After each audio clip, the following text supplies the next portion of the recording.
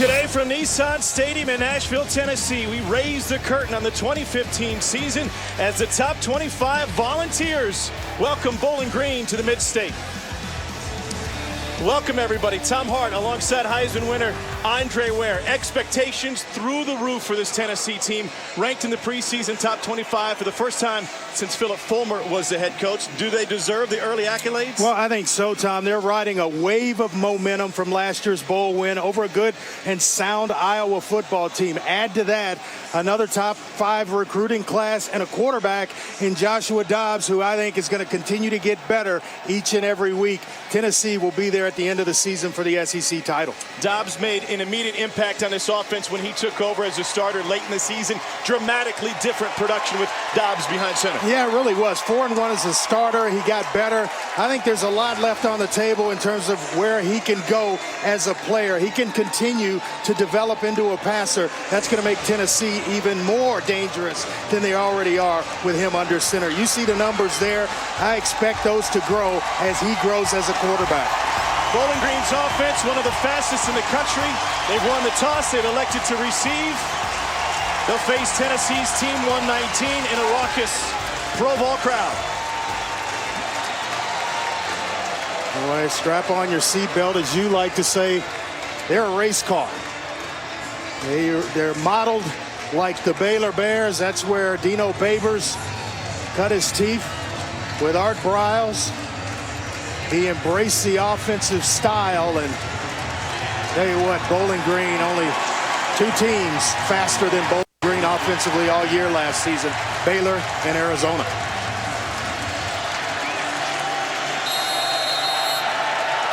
Aaron Medley will get us started. Clint Stevens in the end zone for Bowling Green will take a knee. Let's go down to the field and check in with Laura Rutledge. Well, Tom, I got to let you know that Butch Jones has made such a revolution with recruiting at Tennessee. He's brought in 2 top 5 classes in 2014 and in 2015. Of course, Jalen Hurd, a part of that class in 2014. He focused on skill position players then. And then in the 2015 class, really worked on beefing up in the trenches and getting guys in the line. It was a big deal for him. Of course, he brought in Shy Tuttle, Khalil McKenzie, some of those young guys that we should see on display today. He said he could play 22 freshmen in this game. Laura, thank you. And many of those youngsters and top recruits from right here in the Nashville area.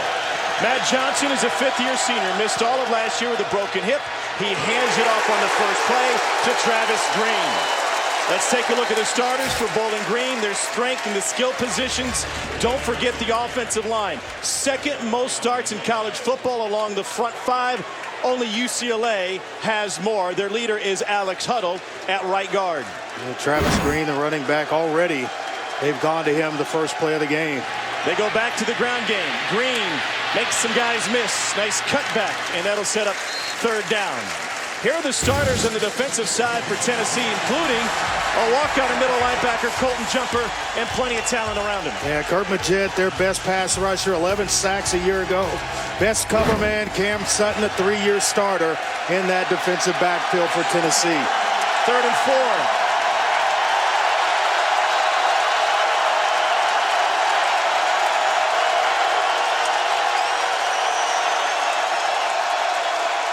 Play action.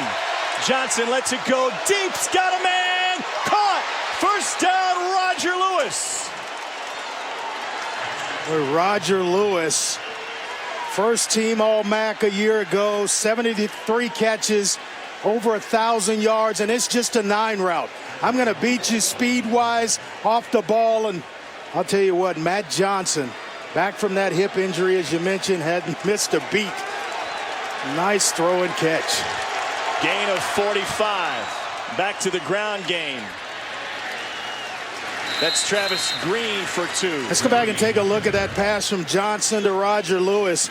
Does a nice job with the eyes. That's what holds the safety and didn't allow anyone over the top to get to Roger Lewis to maybe break that pass up. But this is just speed. I'm going to get deep. And Roger Lewis showing you why he was All-MAC last year. Lewis was a 4-star recruit to Ohio State coming out of high school in Ohio. He did all that as a true freshman last year. 73 catches. 7 touchdowns for Lewis. Danny O'Brien, one of the interior defensive linemen for Tennessee, banged up on this opening drive. He'll rotate up front with Owen Williams and Kendall Vickers for Butch Jones and John Jancic's crew. Yeah, throw in Khalil McKenzie, another one of those true freshmen that Laura alluded to, a 5-star recruit from Walnut Creek, California. He's in that rotation as well. Injuries have been a burden for Tennessee already throughout the preseason.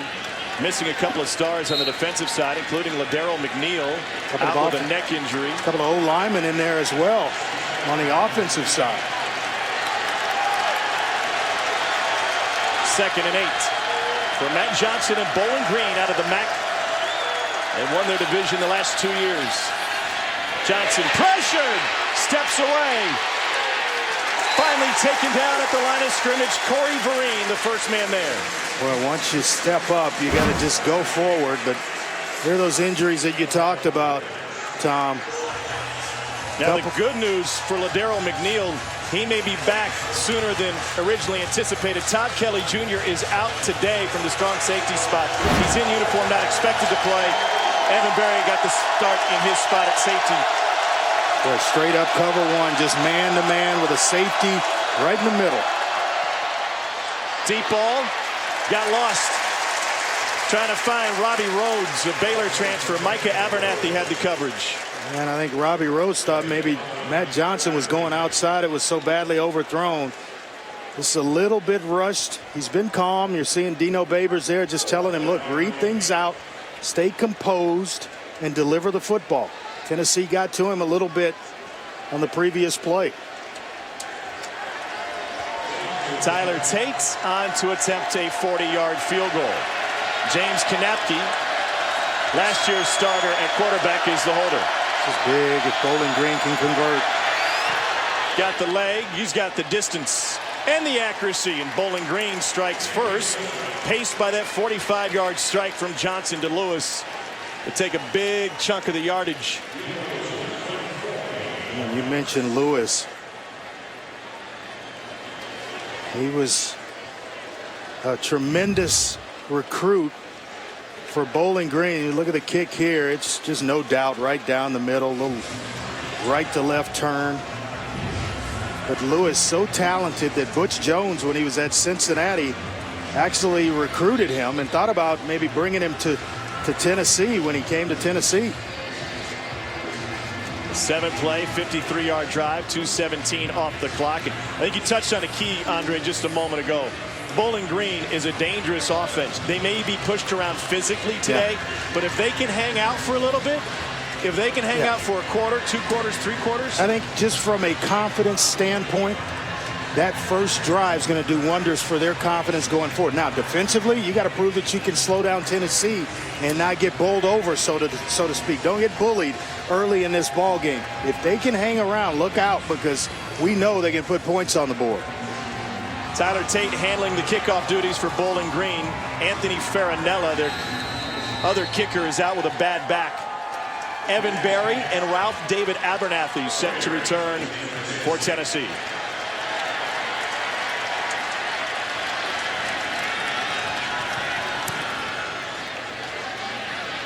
Berry, 8 yards deep, will take a knee.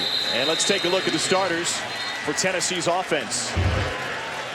Yeah, Marquez North, they get him back. He missed the last 2 games of last year. And then another one of those 5-star recruits, Juwan Jennings, moving over to receiver where he played quarterback in high school. Tremendous athlete that has picked things up pretty quick for this offense. We'll see Vaughn Pearson, Preston Williams, and others at the wide receiver spot. To start, it's North, Jennings, and Josh Malone. Ethan Wolf, the tight end, in motion. And Dobbs takes the snap and gives it off to Jalen Hurd, a powerful running back at 6'4", 240 pounds, brought down by Austin Valdez, a gain of 6. Here's Bowling Green's defense. Yeah, Valdez, who you just mentioned, moving into middle linebacker. He's going to have a big game today because Jalen Hurd will be coming downhill at him all game long. Dobbs to throw for the first time. Good coverage downfield. Now he'll roll with it. Trying to dump it off, complete. He finds Jennings, who has it past midfield. Coaches have raved about the job that Jauan Jennings has done in preseason camp. Yeah, nice job here by Jennings. And just instincts. You see your quarterback's in a little bit of trouble. Work back, find a spot in the zone, and just sit down and give your quarterback the numbers. Movement from Bowling Green when Tennessee was shifting. They're saying it's the shift of Tennessee that has drawn them off sides. By contact, defense number 54. 5-yard penalty remains, first down. It's Mike Minns who's getting the start at nose today. Bowling Green going a little bit bigger up front and a little bit faster at their linebacker spot, trying to match Tennessee's athleticism inside. Yeah, there's going to be a lot of rotation in there anyway. Taylor Royster, who's the normal starter, he's going outside. Bird will see some time. Dobbs pressured and dropped. Just barely hung onto the football. It's the return of Zach Colvin, who missed last year, diagnosed with a heart defect. After months of testing, they found out it was just a vocal cord dysfunction. He's back on the football field, and he's making an impact. Yeah, they just lose it. The offensive line loses him. He comes inside and has a clear path to Josh Dobbs. Wasn't anything special, just a breakdown up front. Bowling Green showing pressure again. They bring the blitz. And around the side, Alvin Kamara with his first touch as a volunteer. The Alabama transfer rips off a 10-yard gain. Well, the coaches have just raved about him. Talked to defensive coordinator John Jancic. I asked him who's been impressive on the offensive side, and he went immediately to Alvin Kamara. Here's Hurd again. What a 1-2 combination they can have with Hurd and Kamara. Well, you want power. You got it in Jalen Hurd. You want speed and elusiveness. You got it in Kamara with at 5'10", 215. Hurd, nearly 900 yards last year, third most by Tennessee freshman. Kamara with another touch. Running through some Falcons. He picks up 5. Another stop for Austin Valdez, and Tennessee going with the tempo. Well, they wanted to be fast. They're trying to match Bowling Green's tempo. Here's Kamara again. Last year, Hutchinson Junior College, 1,200 yards in just 9 games. It's 135 yards a game and 18 touchdowns for the former can't-miss prospect who washed out at Alabama, 2 suspensions, later an arrest. Ended up in the junior college ranks and now back in the SEC. He's also a pretty good receiver out of the backfield.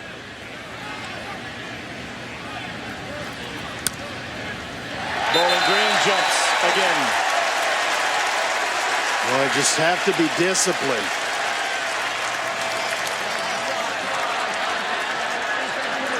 A 5-yard penalty will result in a first down. It's Isaiah Lunsford who jumped. Here's a look at the timeline on Alvin Kamara, one of the top prospects coming out of high school, part of a star-studded recruiting class for Nick Saban, one of 4 running backs at the time. Now an end around for Vaughn Pearson, his first touch. Pearson picks up 1, brought down by Eiler Hardy, the Notre Dame transfer. So much speed offensively for Tennessee, and that's where, if you're Bowling Green, you're going to have some one-on-one tackles in the open field, or a chance to make some. They have to be made, otherwise it's going to be some big runs ripped off here. Hurd back at tailback, rotating with Kamara. This is the 9th play of Tennessee's opening drive. Dobbs has time, fires a strike to the outside, caught by Malone, and Josh Malone has it inside the 10. Another young player, 5-star recruit out of Gallatin, Tennessee, Station Camp High School. Just a nice hook route, little deep curl along that left side, and Josh Dobbs right on time. Last season, Tennessee 5th best in the country in the red zone. Here's Hurd. Runs through a tackle, aims for the pylon. He's in. 8-yard touchdown run for Jalen Hurd.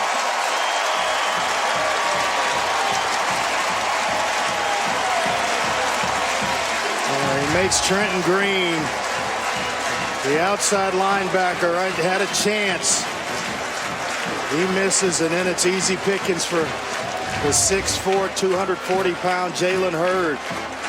Oh, what a talent. Great in pass protection. Aaron Medley for the extra point. A 10-play, 75-yard drive, 3:44 off the clock. With Tennessee under the direction of Joshua Dobbs. And Jalen Hurd opens the season with a score for the Volunteers.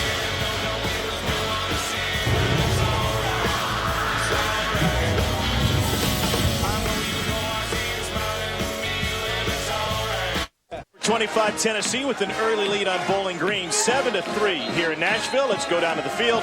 Say hello to Laura Rutledge. Well, thank you, Tom. Tennessee defensive back Cam Sutton will be wearing number 7 in honor of Rashawn Golding, who is out with a broken foot. And Sutton said after the injury happened to who he calls his brother, they're so close, he went into Coach Jones' office and he said, can I wear his number to honor him? Of course, Jones was on board with that. And the first time that Golding saw it was at practice the next day in the stadium. Golding said it meant so much to him to see somebody that he's so close with playing it. But also Sutton saying he really likes playing more nickel, which of course happens without Golding in there. He says you're more involved in the run and pass game, able to move around and match up with different receivers, guys. Laura, thanks. And we expect Tennessee to play a lot of nickel today against this pass-happy Bowling Green offense. Yeah, they're going to be about 85% nickel. Take out a linebacker, add another defensive back. Glenn Stevens past the 20, gets blasted there. We've got a flag on the play. Kirkland in for the stop for Tennessee. Darren Kirkland Jr., just a freshman. One of maybe a dozen we'll see on the defensive side of the ball for the Volunteers today. This note on Tennessee's travel roster, 76-man travel roster. Only 18 of them were playing 2 years ago. 33 have never taken a snap. During the return, block in the back, receiving team, number 81. 10-yard penalty, 10 to the run. First down. SEC officiating crew, Ken Williamson, our referee today. All that momentum that Bowling Green had out of the gate. Nice drive to start the game. It just shows you how well coached Tennessee is. They didn't flinch, went right down and put 7 on the board. But there's the block in the back right there at the top of your screen. Pretty obvious, the call. Tennessee will run nickel here. They brought Colton Jumper, the middle linebacker, off the field. They got 6 defensive backs out there. Might bring some pressure right here as well. Reeves Maben. Johnson will keep it. Gets tripped up for a gain of 2. Good pressure in the backfield by Corey Vereen. Johnson's just got to be willing to engage. I think there's more left on the end of this run. Getting down to protect himself, but right there, I mean, just cut left. To the ground game again.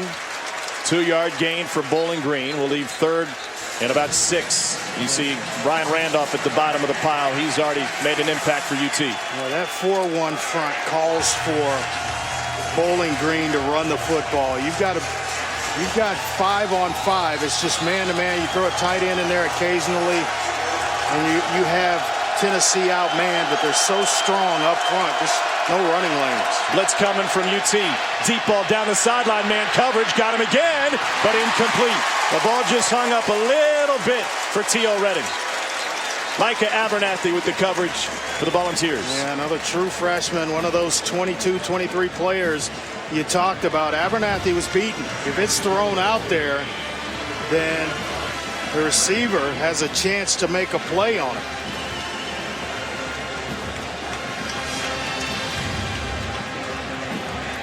T.O. Redding getting the start in his first half. Ronnie Moore is suspended for the first half due to a targeting foul in Bowling Green's bowl game. We'll see more in the second half. Joseph Davidson to punt it away. A low one. Takes a Bowling Green hop. Scooped up on the run by Cameron Sutton. A crushing block. Here goes Sutton.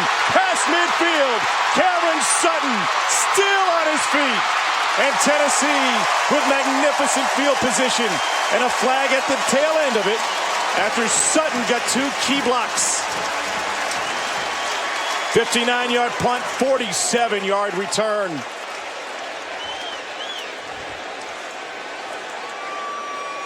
I think it was Chris Weathered who threw that block that freed up After the Sutton. play was over, dead ball, personal foul, kicking team number 83. Half the distance to the goal, first down. Boy, Bowling Green just coming unraveled here in the first quarter. But watch number 42 with this cleanup block right there. That frees things up for Cam Sutton, and then it's just a race for the end zone.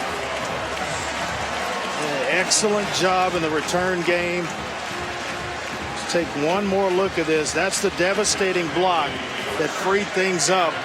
We also got a pretty good one from Elliott Berry as well, number 41.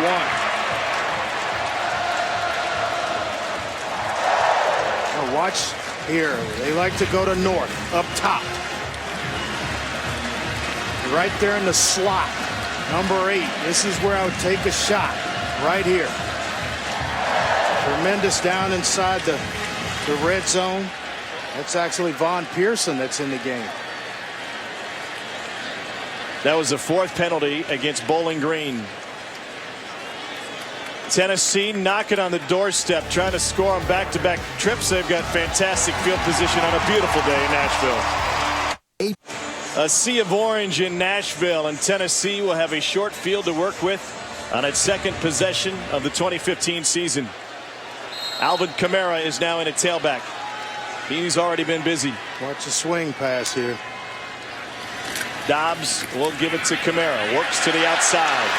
Kamara takes a hit and falls forward for 5. Darrell Hunter, the second, in on the tackle for Bowling Green. Yeah, nice job by Darrell Hunter coming up. We just talked about open field tackles. Bowling Green going to be faced with a lot of one-on-ones. And when they are, they got to find ways to get these skill position players down. Unbalanced line to the left side. That's where Kamara goes. Trying to make a cut. Stayed on his feet. And Tennessee's 2 backs each have a touchdown. And we're barely midway through the first quarter. 10 yards for Alvin Kamara. Hardy comes up and he misses. Pretty good block by Brett Kendrick. Pulling to the left side. Watch the big right tackle come out. A little kick out block to secure the edge, and that's just fine running by Kamara. Balanced rushing attack for Tennessee to open this game. The extra point is inside the upright. Volunteers lead 14-3. They went unbalanced that time. Kendrick taking the spot outside Curbison on the left side of the line. And that was the key for Kamara. They're 2 great blocks. Coleman Thomas and Brett Kendrick both clear the edge for Kamara, and then it's easy work. That's him right here. This the end of this. How about that move? Running backs do that all the time, but watch the work up front here by the center. The left guard. 75 is going to pull around, secure everything. You get a block here by the right tackle as well. Brett Kendrick. That just locks everything down. Now it's just one-on-one in the open field, and we talked about it. You've got to make plays in one-on-one situations. So far, Bowling Green hadn't been able to do that.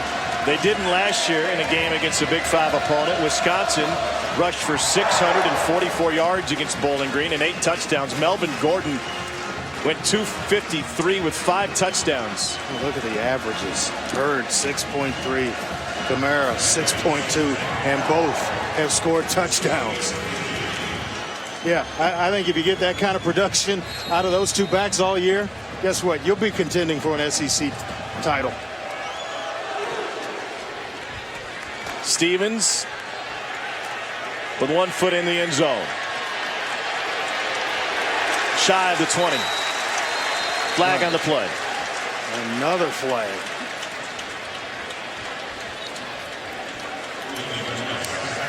Forte Sapp with the stop for Tennessee.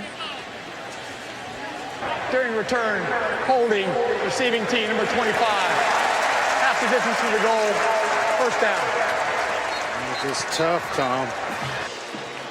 Already a busy day of college football on this opening Saturday. It continues tonight under the lights in the swamp as Florida kicks off their new era by hosting New Mexico State. And in Death Valley, number 14 LSU plays host to McNeese State. Remember, the Cowboys went into Lincoln last year. with a thriller against Nebraska. They're usually up to the challenge. If you're looking for the SEC Network alternate channel in your area, check your local listings. Penalties on the last 2 kickoffs for Bowling Green. It's tough to make a living offensively starting with drives inside the 10. Pump one way, go back the other way. Deep balls there, 1 for 3 thus far this afternoon. Matt Johnson, with a broken hip in the opener against Western Kentucky last year, took a shot here. Right there, 58, Owen Williams, junior college transfer a couple of years ago in with the pressure on Johnson. To your point about Bowling Green's starting field position, they have begun their 3 drives at their own 25, their own 13, and now their own 10. They scored on their opening drive. Fred Coppett in motion empties the backfield for the Falcons. Johnson steps up from pressure, eludes it by rolling left, pump fake, drag down, let it go in the end zone, ball's loose, and Tennessee's on top of it.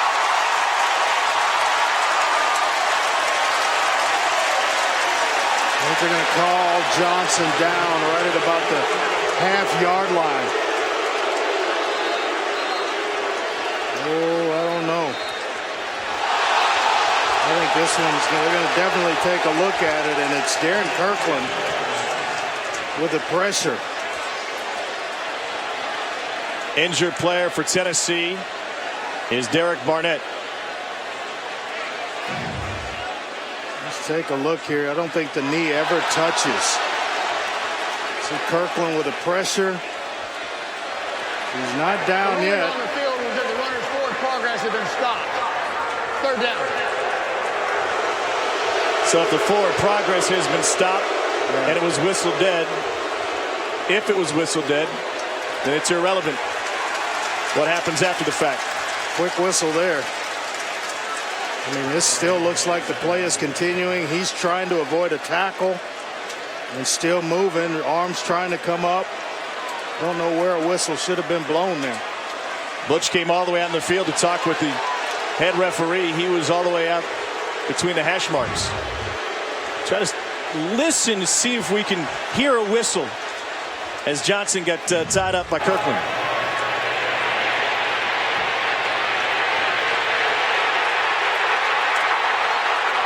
I heard the whistle when the ball was loose, but not when the tackle would have occurred. Regardless, Bowling Green's in a sea of orange right now. Johnson trying to go down the sideline, lets it go into coverage.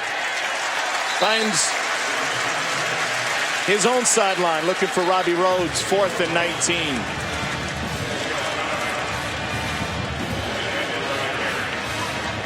Once the whistle's blown, all else after that is non-existent. They won't go back and review it because the whistle on the field killed the play. Cameron Sutton set to receive this punt. He returned it 47 yards last time. Oh, this is tough here. Tennessee has 10 men within 3 yards of the line of scrimmage. Fantastic hang time. Sutton checks the punt coverage team, takes it in. He's got a huge hole again. Cameron Sutton cuts back. And for the 2nd time in as many tries, he'll give the Volunteers great field position. Nate Locke finally with the stop for Bowling Green. 57-yard punt, 36-yard return, 83 yards of returns for Cameron Sutton already, Andre.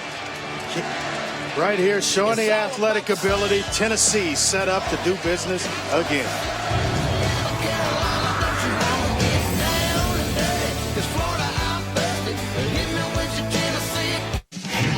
SEC Network Football is brought to you by AT&T, mobilizing your world.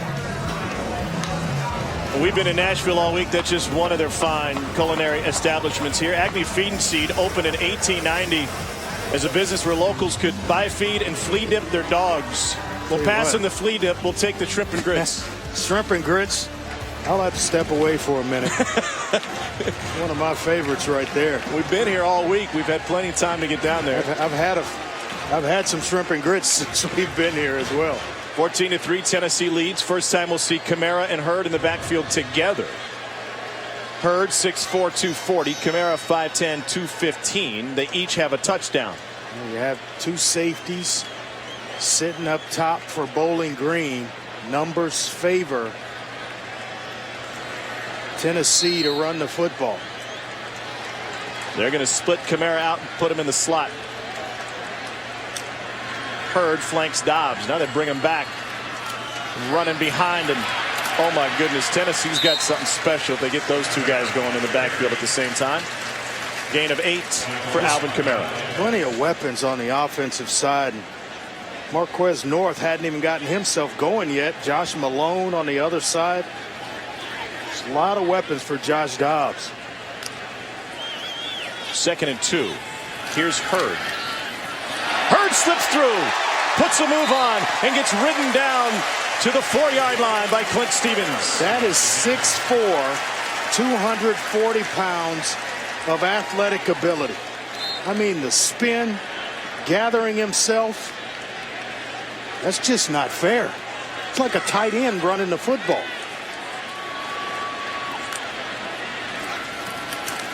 Here he is again, big number 1 to the goal line and stops short. And I think what I'm seeing here, Andre, is if these two guys can run the football, all of a sudden you've freed up Joshua Dobbs. You've taken a lot of pressure off your quarterback. You got thunder and lightning. We got an equipment issue for Bowling Green. Lost his shoe, realized he wasn't going to be able to get off the field in time, so he just went down. And the Tennessee faithful had their eyes on it the whole time. That's a way to substitute right there, isn't it? Stay down for a while, official timeout. And Butch Jones is a little frustrated with the non-safety or non-touchdown that was ruled. And it's David Konowalski. Yep. Decided he could not go on without his cleats. Pardon me, Mike Mims. I think Mike Mims wasn't going to make it.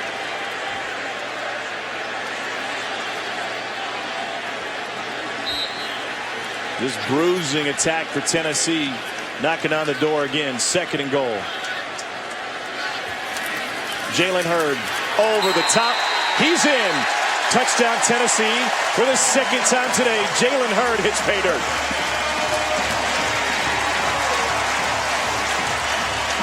It's hard to stop that when he gets a full head of steam at 264, 240. There's no answer. Tremendous offensive line play. They're getting good push up front, continuing to just lean on Bowling Green, and you just can't stop that. A 4-play, 24-yard drive, once again helped out by the fine punt return from Cameron Sutton. And the Volunteers have had the ball 3 times in this game. They've scored all 3 times. Ranked in the preseason for the first time since 2008. Expectations are through the roof in Knoxville and throughout Vol Nation. Bowling Green came out, threw the first punch. They've been punchless since, hurting themselves with penalties on returns, poor field position. And when you get yourself back down close to your own goal line, Tom, guess what's coming? A little pressure.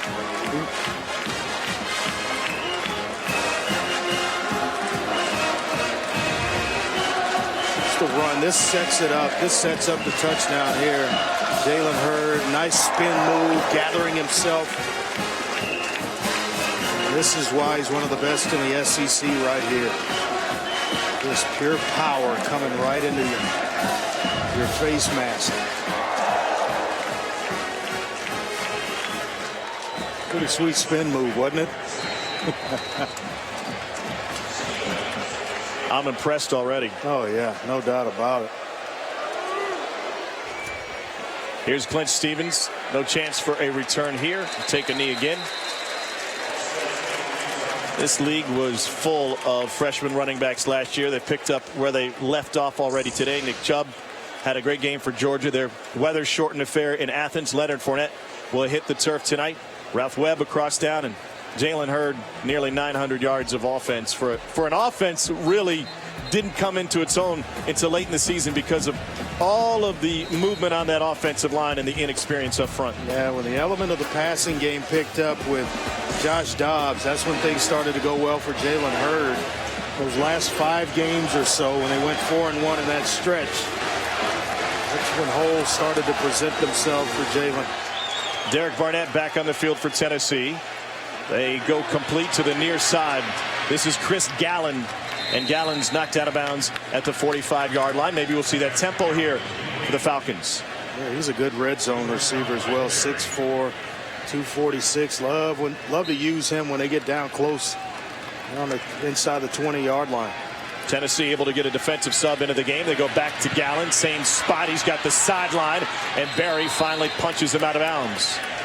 Pickup of 18 that time, and here's that tempo. They want to snap it every 18 seconds. They really want to snap it as soon as the ball is set. There's a team that can get back in this thing, and start to move and present some problems. That's Bowling Green. They can get tempo going. Look out. They're a great comeback team last year, but nothing doing in the run game. 1 yard. Let's check in with Laura.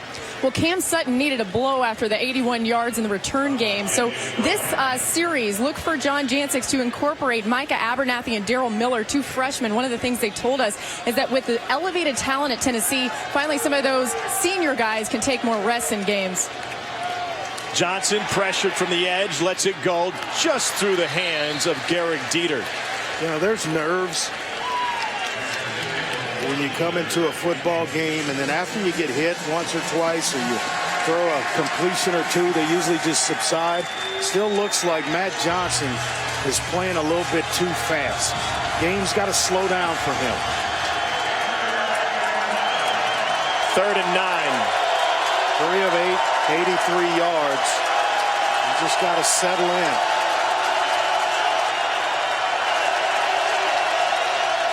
Play action. They finally give it to Travis Green on a delayed handoff. He fights his way through the Tennessee defense, but it'll be just short of the marker. A rumbling run of 7 yards for the 5th-year senior out of Carroll City, Florida, Travis Green. Decision time for Dino Babers. They'll keep the offense on the field.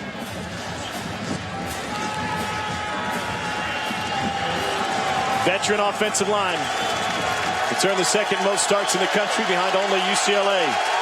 Bennett, Hunter, McAuliffe, Huddle, and Dietz up front for Bowling Green. On 4th and 1, Johnson will pull it out. He's got a first down, and he slips through. Matt Johnson to the 10. And Bowling Green's inside the 10 on a 4th and 1 quarterback keeper from Matt Johnson. They felt pressure from the backside. I thought if he just stayed vertical and not cut back, he would have been. It may have had a chance to get in the end zone. 19-yard rush, now a toss. Travis Green banged in the backfield. Evan Barry is there, along with Kurt Magid. One of the best in the conference. Kurt Magid led this team last year in sacks with 11. They will line him up at defensive end when they decide to go nickel.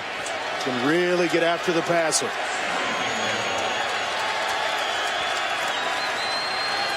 Quick hitter to the tight end, and Bowling Green finds the end zone. Hunter Folkertsma from 11 yards out. Well, this is just straight man-to-man, and they lose him in coverage. He's out there all by himself. Everybody just Magid takes a step down inside and loses the tight end. He goes down inside with a play fake. That's a senior who bites on the play fake, and it cost him a touchdown.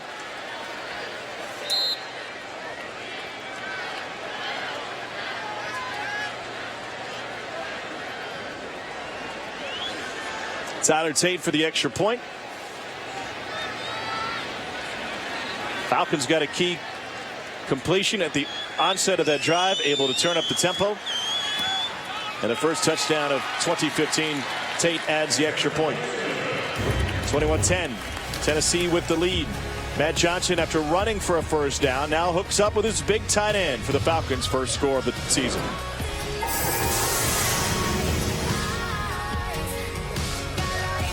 Sorry. Thank you. Veteran quarterbacks paying off in the SEC, huh? Hey, what he's gotten a 1,000 times better since last year, where they feel really comfortable at Arkansas opening things up. We got him some weapons out there as well. Tyler Tate will kick off. Evan Berry wearing that number 29 as a tribute to Inky Johnson. Same number his brother's wearing in the NFL with the Chiefs. Great to see Eric back on the field.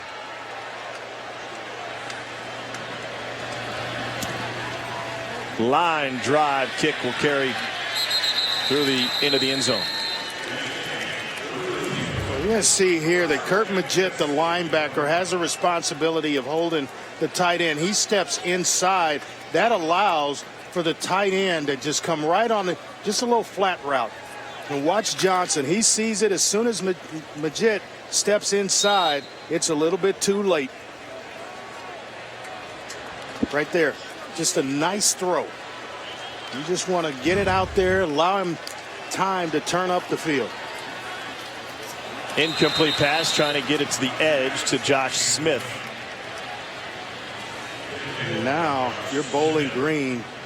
You're desperately needing a stop here. Off to a good start. It's second and long. To figure out a way to slow down this Tennessee offense. Mike DeBoer, the new offensive coordinator for Tennessee this season, calls for Hurd to get a carry, and he's doing damage. Hurd just shy. Darrell Hunter the second with a stop, gain of 9. That'll leave 3rd and 1. Tennessee was not very good in third downs last season. In fact, Hurd was not very good at all. Most of the conversions on 3rd and 3 or short came from Joshua Dobbs. He was 9 for 9 in those situations. This time he gives it to Hurd. We're seeing a new Jalen Hurd, and we've got to give credit up front to that offensive line.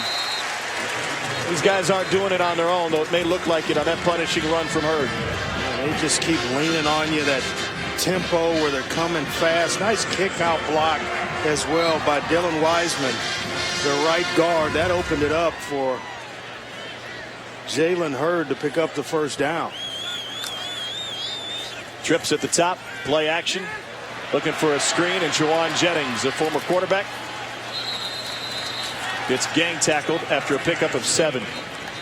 And now a couple of handoffs, a couple of quick pop screens outside. On the alert here, pretty quickly for one of those, a fake and then a vertical route behind it. Here's Kamara in traffic. Gain of 1. Isa Lunsford wearing number 63 for the injured Gus Schwederman today, who's out with a foot injury.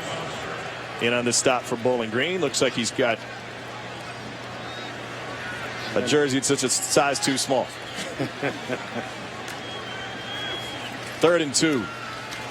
Dobbs has it to where he's so good on 3rd down. 9 for 9 last year was Joshua Dobbs, converting 3rd and 3 or short when he ran the football. Well, this is just sick. The athletic ability that Butch Jones can run out on offense, and Dobbs and Kamara and Jalen Hurd, Marquez North, they just have too many weapons to slow them down. Here's Kamara. Inside the 40, Trenton Green, senior from Miami Gardens, Florida, in on the stop, pickup of 5. And then you toss in Pig Howard, who's suspended for this one. Violation of team rules. They get him. He'll come back next week. Just in time for Oklahoma. The top 25 showdown at Neyland Stadium. They haven't had one of those in the non-conference since Cal came to town years ago. Pickup of 3 there. Tennessee, I don't know if they want to get one up before the end of the quarter or not. It could be a little different story this year when Oklahoma comes to town. Yep. They'll checkerboard the entire stadium next week. It's already a sellout.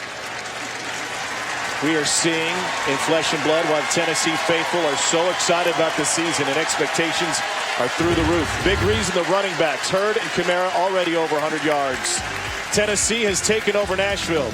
They're in through the T and everything, and now they're running through Bowling Green.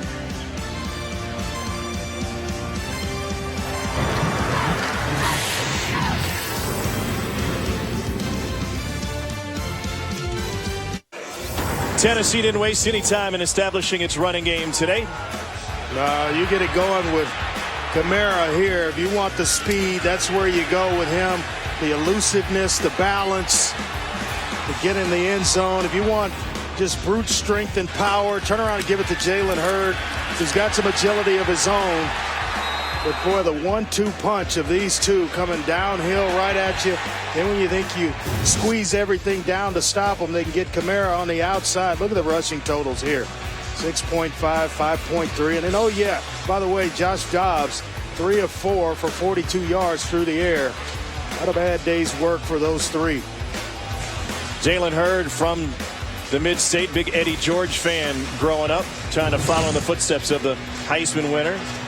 Could fit in the uniform. Jalen 6'4", 240. Eddie, big back, 6'4" himself. By the way, the Nissan Stadium turned into the Heisman house the other night. They had Eddie George in the building, Marcus Mariota on the field, and we've got Andre in the booth today. Here's Hurd, cuts it up, head shake, sideline, end zone, touchdown, Tennessee. Flag back at the 26. 36-yard run for Hurd if it stands. A missed tackle by Austin Valdez. Holding on the offense, number 15. Penalty of 10 yards before the foul. Repeat, third down. In defense of Juwan Jennings, how is a former quarterback supposed to know how to block anyway? I'm just impressed that, opening day, he's made the transition from high school quarterback to wide receiver, and a pretty good one, has earned the trust of the team. But you'll see it right here right there. That right there is going to get right around the shoulder. You get your hands out there, and that's going to draw the attention of the officials every time. Got to keep them inside. 3rd and 3. Kamara in at tailback.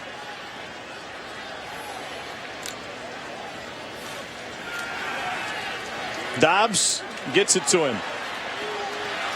Can't make the second man miss. Nice open field tackle. James Sanford, the first man. Denard Turner brought him down. Loss of 3. Chance to compete your one-on-one with a playmaker, a shifty player. One guy slowing him down, and then the other finishing him off. Going to force the punt here for the first time for the Volunteers. Trevor Daniel has won the punting job for the time being. May rotate some guys. Ryan Burbrink back to return for Bowling Green. He's inside the 10. Daniel trying to kill this one inside the 10. Burbrink takes the fair catch just outside the 5. 34-yard punt, nearly perfect from Daniel that time.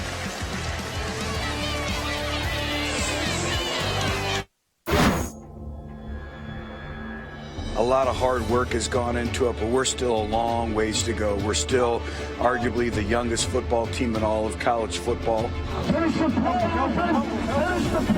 Our expectation is to win the SEC, win the SEC East. We always talk about the power of one, taking it one day at a time, and embracing the process as we go. We got to put in the hours and put in the work now to get what we want to succeed in the end. It's all about the process, and we're still not anywhere where we need to be, but we're making tremendous strides each and every day. Behind the scenes with Tennessee football, Butch Jones talked about the youth of this team. They played 8 true freshmen in the first quarter. This was a total rebuild for Tennessee, and Butch Jones has them on the right, pointed in the right direction. And Andre, that's his recruiting pitch. It's all about the right place and the right time, and he thinks this is the right time for Tennessee to recapture that glory, to come here, have success, to leave your legacy here with Team 119. Yeah, to help come in and build a football power. Get this thing back to where it once was, where they were in bowl games and competing, actually won a national championship, the first BCS championship. So that's where he wants to take this football program, and they are well on their way. Bowling Green for the 3rd time today, starting inside its own 15. This is 2nd and 10. Johnson wants to throw it, slings it, incomplete. To that end, Butch Jones has gotten some help from some legendary Tennessee coaches. Both Johnny Majors and Philip Fulmer have been welcomed at practice and regularly watching Tennessee on the practice field. You see, the secret is no secret. It's all about the players. Yeah, he believes in recruiting players that have won state championships and have at least advanced through the high school playoffs, because he just doesn't want to have to teach how to win. Here's the screen to Green. Got a big fella in front of him, but he's dragged down from behind, and that'll bring up fourth down. Emmanuel Mosley in on the stop after a gain of 7. And Tom, by recruiting players like that, they won't accept losing. Is the reason that he wants. They're going to go for it, Andre. Wow. They're keeping the offense on the field. 4th and 3, trying to surprise Tennessee or get them to jump. No way, just trying to get them to jump here. End up maybe taking a timeout to get the playing unit on the field. One thing they did accomplish, they got the crowd into it.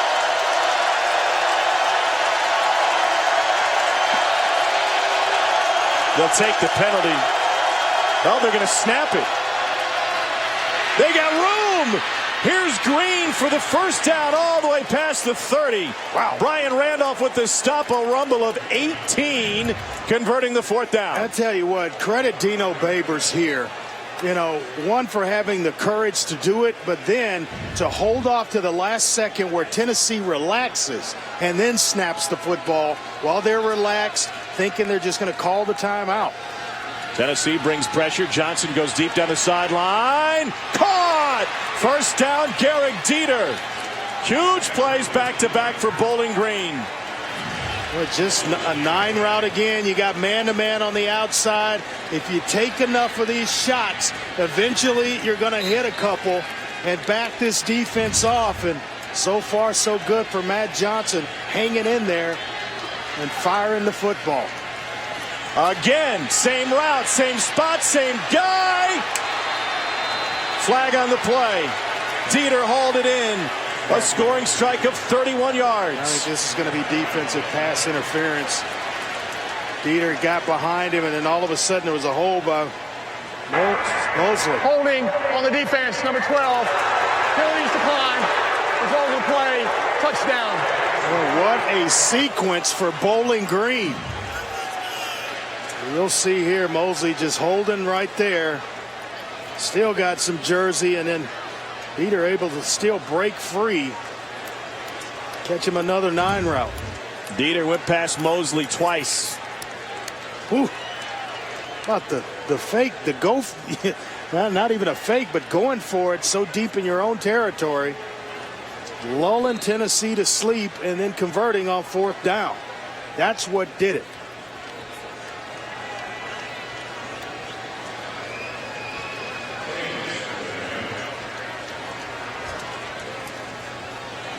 And Bowling Green, when it seemed they would be left on the side of the road, is right back into this game. The 4th down conversion. Wow. Then 2 big strikes to Garrick Dieter, totaling 69 yards. Dieter with his first score for the junior from South Bend, Indiana. The SMU transfer ran past his defender for the 2nd straight time. Bowling Green's made a game of it here in the 2nd quarter.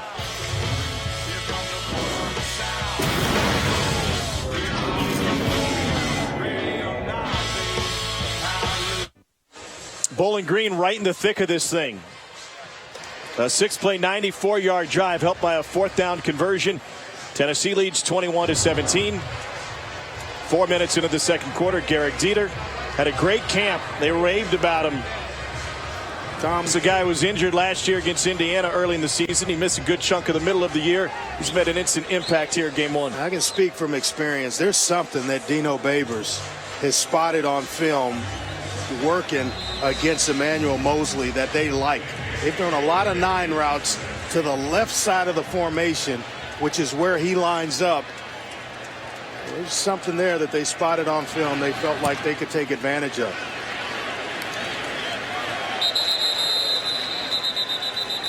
The key on that drive was a 4th down conversion when everyone in the building thought Bowling Green was going to take a penalty. Well, they come out 26 seconds. You see, they're ready. They're ready for the quick snap at 25 seconds. And then you get it down to about 5. Everybody starts to relax and really not thinking they're going to go for it here. If they're going to just take a timeout and punt the football, they catch him sleeping.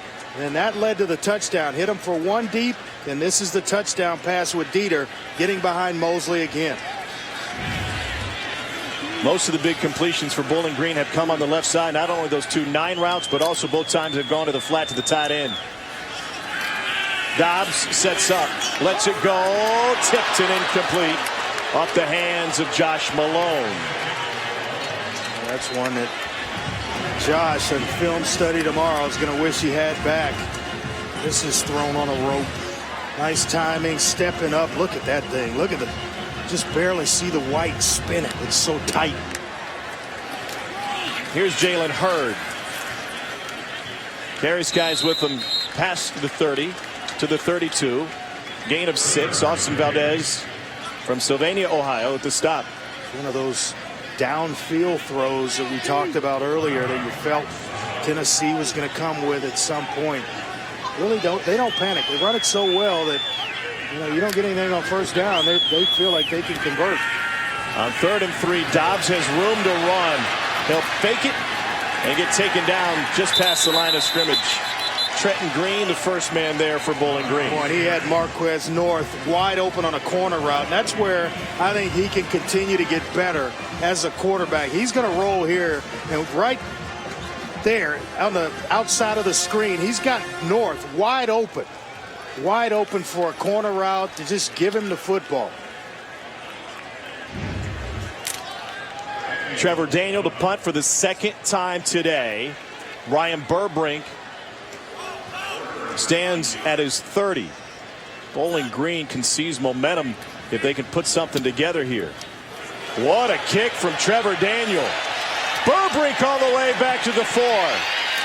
He finds the sideline, tiptoes his way, now back towards the middle. And Burbrink with a fine return out to the 25-yard line. He gambled, and it paid off before Chris Weatherd brought him down.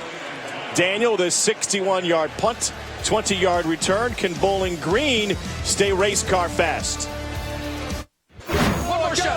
This morning in Fayetteville, SEC Nation got all wet. Feinbaum in the dunk tank. My man Kevin. That one didn't even hit the bullseye. I think something shady was going on there. Kevin missed the bullseye. Feinbaum still got wet. That was week 1 of SEC Nation today. Continues next week, just down the road on Nashville's West End, live from Vandy as the Commodores play host to Georgia Saturday at 10 a.m. Eastern on SEC Network. Kevin's name will live in lore now in the SEC. I think Feinbaum might be talking about him on Monday. There's no Maybe doubt by about then it. he can find out his last name. No doubt about it. Hey, what? Paul probably welcomed that, as hot as it's been down in the South. That's true. Matt Johnson starting to heat up. He's completed 6 of his last 8 attempts for a couple of scores. Malik Foreman is now in at that cornerback spot that they took advantage of instead of Mosley. And they still may go there. He's got Garrett Dieter across from him. And they've gone to 2 safeties high to maybe give some help to that side. Fred Coppett in at tailback. Little option looked like they're going inside. Pitch to Coppett outside. And a pickup of 8. Cameron Sutton with the stop for Tennessee. You had 2 high safeties. You're removing a body from the box to help out on those 9 routes that you've been hit on deep. At that point, you're looking to run the football if you're Dino Babers. They run it right up the middle again. Stop short of the marker is Coppett, the junior out of St. Thomas Aquinas in Fort Lauderdale. He's gotten bigger. He's added 15 pounds in the offseason. He ran for 764 yards last year. Here he is again. Picks up the first down for Bowling Green. Bowling Green is a team that's uniquely built. They don't care if they give up points. No. Because they think their offense is good enough to get those points and more back. They're not trying to be a top 10 defense. They want to, talking to Dino Babers, between 40 and 60, and look out.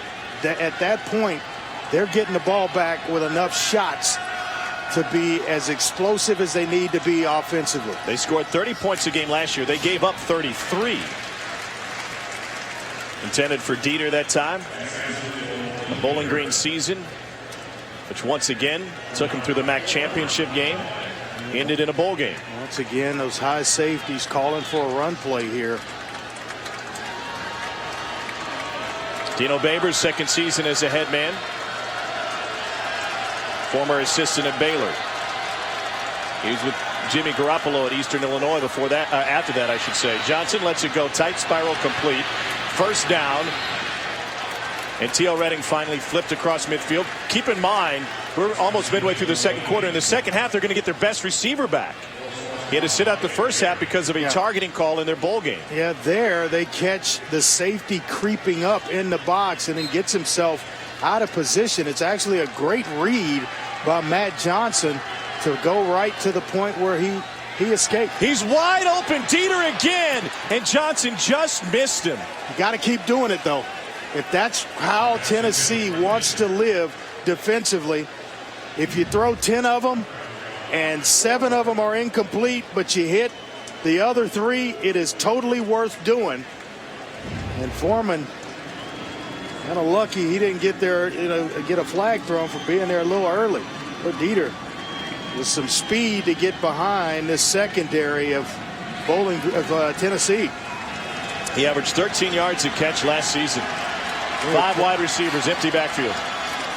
Johnson going to the screen, incomplete. The middle of the field was wide open. We've got a flag on the play. T.O. Redding, the intended receiver, was just a hair behind him. And so Matt Johnson, the quarterback, trying to knock some rust off. He's been just off on each of his last 2 passes. Yeah, slant route to Dieter. Should have been a completion. Big-bodied guy. Got inside. That's an easy throw. Personal foul. Illegal block below the waist. Offense, number 17. The penalty is 15 yards from the previous spot. Repeat, second down. Senior wide receiver Ryan Burbrink flagged. A lot of early flags for Bowling Green. That's their 6th penalty. That's cost them 58 yards. Yeah, you'll see him come in right there at the bottom of the screen. Really no need for it. Just go ahead and go high. You don't need to throw a knockout block here. You need to occupy the defender. And by the way, that ball behind him because LaTroy Lewis just got a fingertip on it. So it was tipped. Second. And the Cumberland gap to go.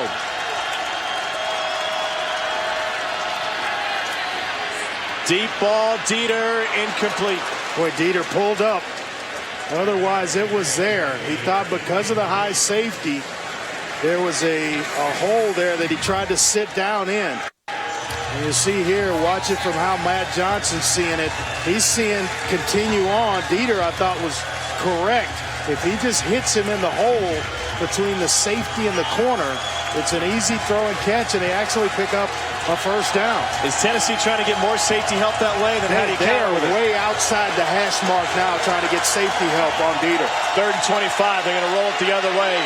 Johnson Chase flicks it incomplete. Great effort out of bounds by T.O. Redding. Micah Abernathy had the coverage, and it was a chase behind by Majid. Roughing the passer. Defense number 9. 15-yard penalty from the previous spot. Automatic first down. Bowling Green bailed out with Derek Barnett. Oh, boy. Barnett a little bit late getting to the quarterback. They're going to give Bowling Green a fresh set of downs. Watch here. There's Barnett. Oh, yeah. Well, it's a touch, but there's really no need to even engage or place contact on the quarterback. Just pull up. It was 3rd and 25. Now Bowling Green's into Tennessee territory after the 15-yard penalty. This is what this offense can do to you. Look.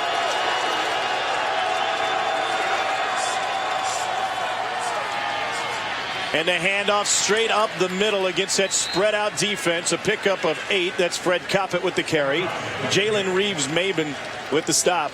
Boy, they are just inviting Bowling Green to run the football. The safety, Evan Berry, look how wide he is outside the hash mark to help on Dieter up top. That's just an invitation to run the football.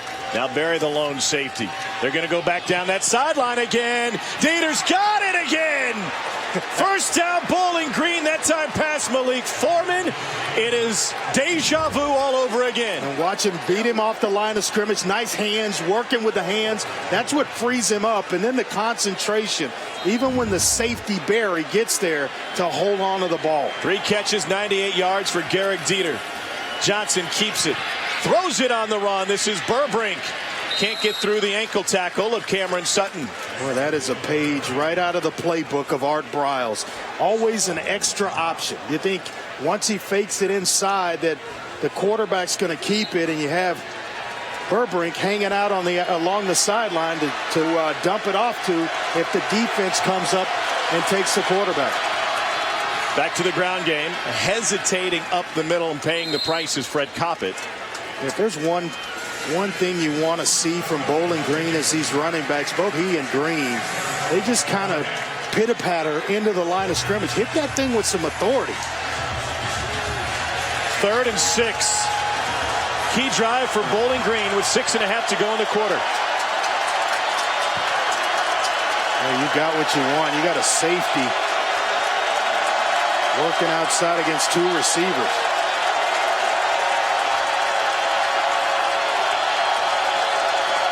Derek Lee is a tight end next to Dieter. They go that way. Come back right. Sacked!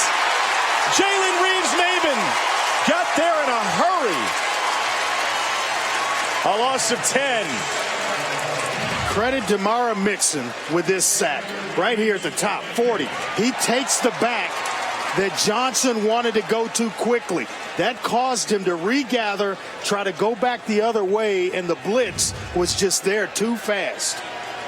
Mixon with excellent coverage on the running back Coppett.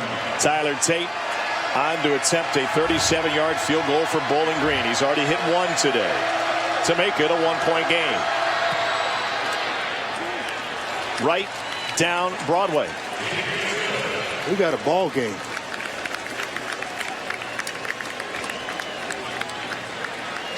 Bowling Green with a 13-play, 55-yard scoring drive, 3:58 off the clock. Set up by a personal foul and a big completion. And Tyler Tate hits his 2nd triple of the game. I like that you guys are so quick back in the studio, and I think all of those comments were right on the money. No Concern doubt. being number 1, especially if you're a Tennessee fan. Lackadaisical on the 4th down and 3. Yep. Went to sleep, paid for it. Can't wait to see you guys at the half again. Thank you, Dari. Bowling Green has the momentum. It started with that 4th down conversion. Went 18 yards and turned this game around. No return for Tennessee. Let's take you down to the field, check in with Laura. Well, Tom, plenty of confidence on this Bowling Green sideline, and secondary coach Nick Monroe telling his guys the only reason this is a game is because we haven't done anything in the punt game. Also saying, though, lots of first game jitters and mistakes. He says when we'll watch the film back tomorrow, you guys will be kicking yourselves, but he says we will be celebrating. So the confidence is high down here for Bowling Green at this point. Laura, thank you. I think that's a key point. Some jitters early. They've recovered from those mistakes. They've knocked the rust off, and well, now they look well oiled. Even when they've made a mistake, Johnson, the quarterback's been able to make up for it. Tennessee trying to get its running game going. In the first quarter, they ran for 101 yards. Thus far in the second quarter, they've totaled 17 yards in the ground game. And that's because Bowling Green made the adjustment. There's more inside the box now to stop Hurd and Kamara than there was early in the first quarter. They were spread out. Now they are basically forcing Josh Dobbs to throw the football. See who moved. Kyler Curbison, the left tackle. Ball start, offense, 77, 5-yard penalty. It remains 2nd down. Last year, Curbison was one of only 2 to start all 13 games on the offensive line. The 5th-year senior out of Knoxville Catholic. He started at 3 different positions along that offensive line last year. Big difference in production. Yep. They show corner blitz and back off. Dobbs will go play action. Runs through traffic. He's got Hurd to block for him. Trying to get the edge. Nice stiff arm. And Dobbs picks up a couple more with happy feet. Darrell Hunter forces him out after a 10-yard rush. Well, that's what happens when you play zone. You're going to see everybody just kind of backs out in a way, and Josh Dobbs, when he sees that, rather than forcing the ball into coverage, he's so athletic that he can just take off with it and pick up just chunks of yardage. 3rd and 5. Slow developing play. Dobbs keeps it. He's got the first down. And Superman's forward to the 40. Tripped up by Notre Dame transfer Eiler Hardy. Boy, is he blessed with all the gifts. The height, the arm strength, the smarts. Tell you what, they've got a good one at Tennessee under center. Jalen Hurd cuts it back inside. Earns 6 yards on first down. Isa Lunsford with the stop. Starting the tempo. Bowling Green as well.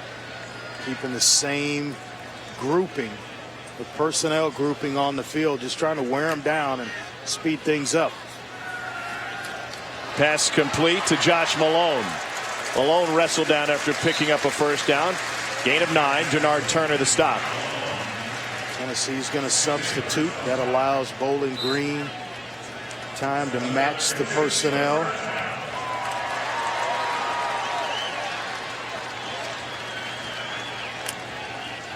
Kamara back in at tailback. Dobbs looking that way. He's got Curbison in front of him. And able to pick up 3.5. Trenton Green with the tackle. Pretty good open field tackle there by Trenton Green.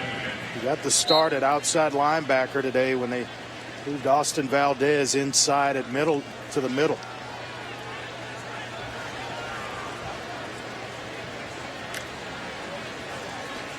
Dobbs looks right, lets it go across the middle, finds his tight end Ethan Wolf. 5-yard gain.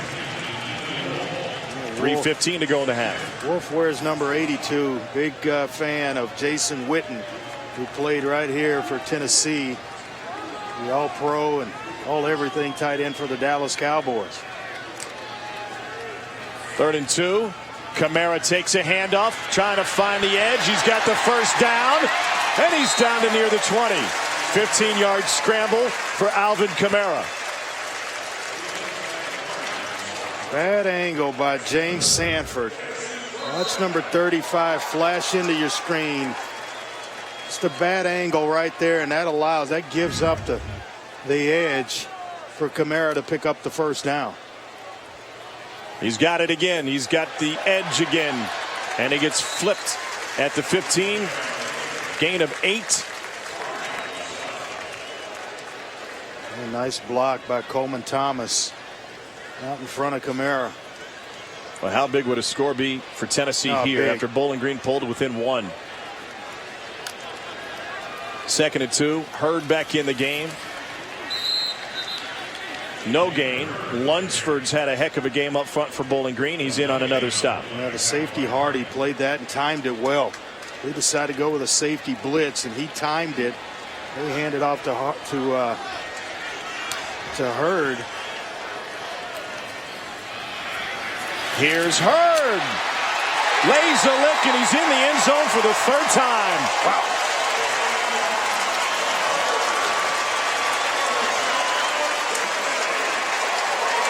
Just the patience that he shows and allows blocks to set themselves. They pull the center, Coleman Thomas, out in front. You see him there. See him getting a nice block for Hurd, but he allows it to set itself up, and then the acceleration to get into the end zone. 11-play, 75-yard momentum stealing drive by Tennessee. And the Volunteers back up now by 8. Jalen Hurd has taken it in from 8 yards out, 1 yard over the top, and 13 yards around the edge. 3 touchdowns for the Tennessee sophomore.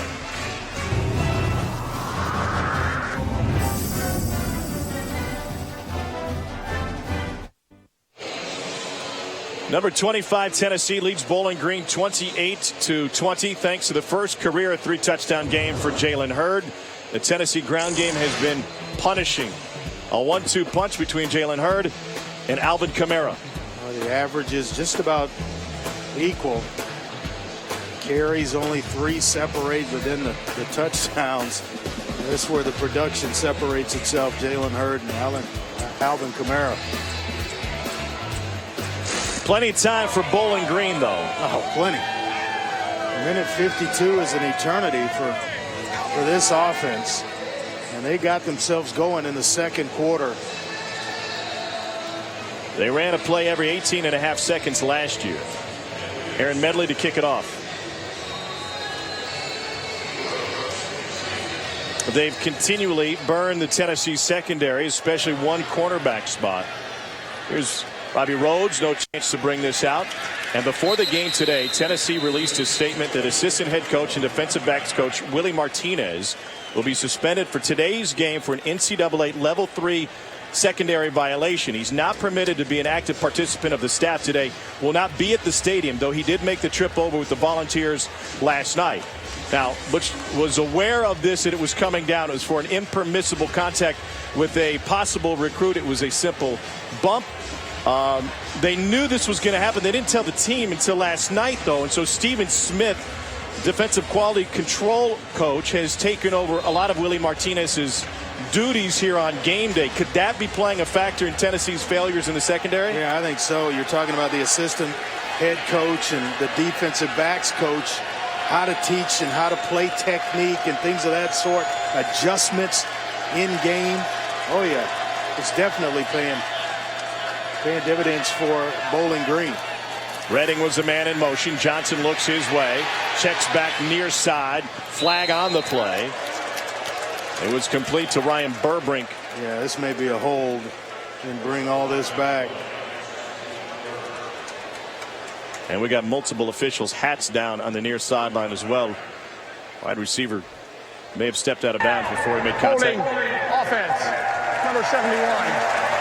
10-yard penalty from the previous spot. Repeat, first down. Center Tim McAuliffe. Yeah, just watch 71 working right there.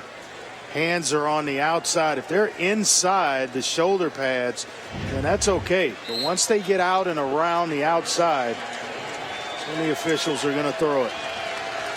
1st and 20. Bowling Green converted a 3rd and 25 earlier in the second quarter thanks to a Tennessee personal foul. They set up the screen. It's knocked away. Corey Vereen was right in Matt Johnson's face. What a great game last year against Ole Miss when he had 6 tackles and a sack and a half. But right there, he comes free, feels the screen, gets his hands up, and he's rewarded. Now watch Garrick Dieter, 2nd and 20. He's matched up with Emmanuel Mosley, top of the formation, right next to the marker. Johnson checks back. They take him down again. Danny O'Brien and Corey Vereen converge. 3rd sack for Tennessee. Well, I thought he was going to go, once he escaped the first time, I thought he was going to go to Roger Lewis, who just hooked up over the middle. But then First charge, timeout and a half. Tennessee. you see the pressure by Mixon, the other defensive end coming from the other side. Didn't allow for Johnson to set his feet and deliver the pass to Lewis. Tennessee takes a timeout. They want to try to get the ball back here with 1:26 to go in the second quarter. They'll have the ball to start the second half. You can stream every game live at home or, like Andre and I, on the go. Simply download the Watch ESPN app or visit watchespn.com. Pretty good tool to have right there when you're a college football fan. A must-have. Dobbs appreciative of his offensive line here today. Only thing we're missing here in Nashville is the Vol Navy, because there's plenty of orange.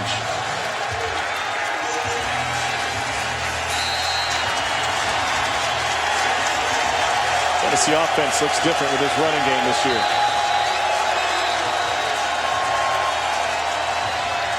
Bowling Green uses the timeout. Bowling Green. Excuse me. Bowling Green. 30-second timeout. You know, the expectations for this Tennessee team were really through the roof. Edward Ashoff, who writes for ESPN, brought this up. He said, They're kind of like the Kardashians of the SEC. They've got all this attention, yet they haven't earned it yet. In the first quarter, really looked like Tennessee was earning it, and they still can. But does that concern continue, as the studio guy said, here in the second quarter? Well, I think the only concern is fixing the coverage on the back end defensively. Bowling Green's found a hole. They found something that they like. But then they come out this series of downs, a couple of penalties, and now Tennessee's playing downhill. They got on their heels a little bit in the second quarter. A couple of stops on offense, and then defensively, they were catching rather than pursuing. A big difference as well, the fact that Tennessee's ground game was so punishing in the first quarter. Any fewer options in the second quarter until they got the ball back moments ago. Now 3rd and 27 for the Falcons of Bowling Green. It's getting loud in Music City. A lot of room in the middle of the field. Safety's deep. Johnson pumps, tries to set up the screen. That is blown up by Sutton. Cameron Sutton has been a wreck on special teams, and he just wrecked Bowling Green, a loss of 4. Travis Green may be hurt here. He took a big shot by Sutton. Trying to set the screen up, and Sutton had it read immediately. And you're talking about a lot of production if Travis Green is not able to come back into this game. 949 yards on the ground, 12 touchdowns. That right knee locked up when he was being taken to the ground. And you hate to see that. You see his quarterback, Matt Johnson, in there to look after him, along with the athletic training staff for Bowling Green. Dino Babers there coming into the screen, the head coach. Travis Green. This is his senior year, 5th-year senior out of Carroll City, Florida. And 5th in school history in total rush yards, more than 2,500. 870 shy of the school record. Second charge, timeout and a half. Tennessee. Tennessee takes a timeout. Clock stopped with 1:19 to go. They can take him straight into the locker room from that corner.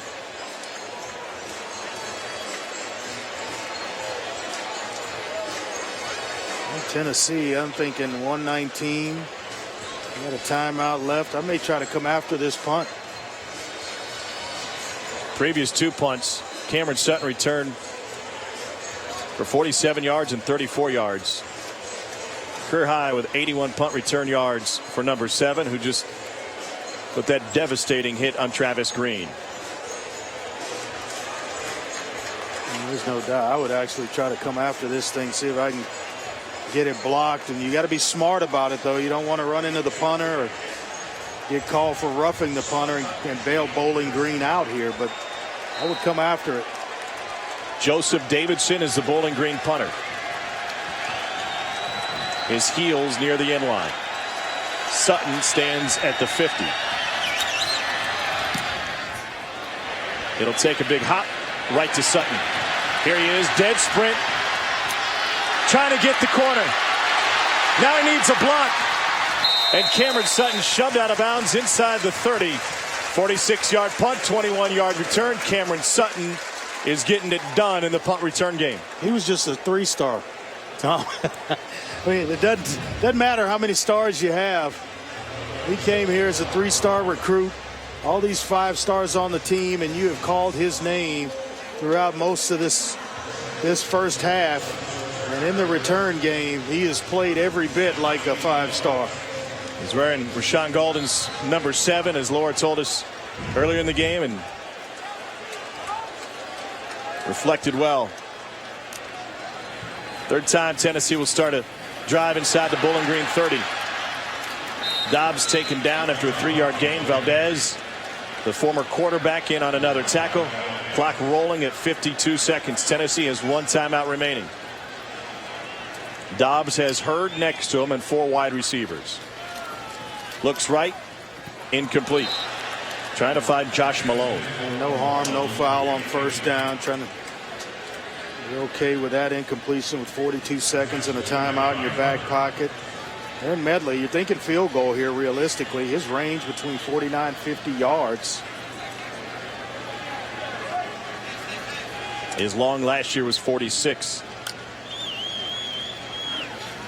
This would be about a 43-yarder if they can't gain any more ground. Not a concern. Malone drops to a knee to haul in a 15-yard gain. Clock will stop for a moment. Tennessee a timeout remaining. 36 seconds left on the clock. It will stop because there's an injured Bowling Green player. Well, and this is where I think Joshua Dobbs can get a ton better. Look at this. Right out of the break. Ball's right on the receiver. Malone saw the coverage sink and go outside, and he delivers the football right on time. Taylor Royster is the injured Falcon. He was second in the country last year with 5 fumble recoveries. Now your train of thought changes a little bit if you're Butch Jones and Mike DeBoer, the offensive coordinator. You get down this close and you have 36 seconds in that timeout at the 10. It allows you a couple of shots into the end zone here. What could Dobbs be talking with the official about there? Just having a chat with a white hat. And just letting him know how fast they're getting ready to go, and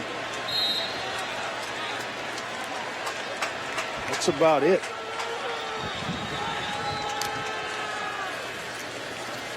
Dobbs looks, end zone, just off the fingertips of Ethan Wolf.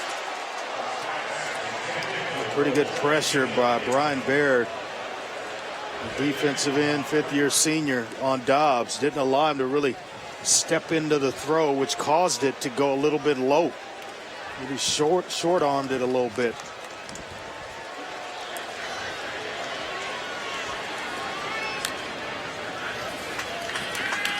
Dobbs looking, complete to Wolf, stiff arm. He is in. Touchdown, Ethan Wolf.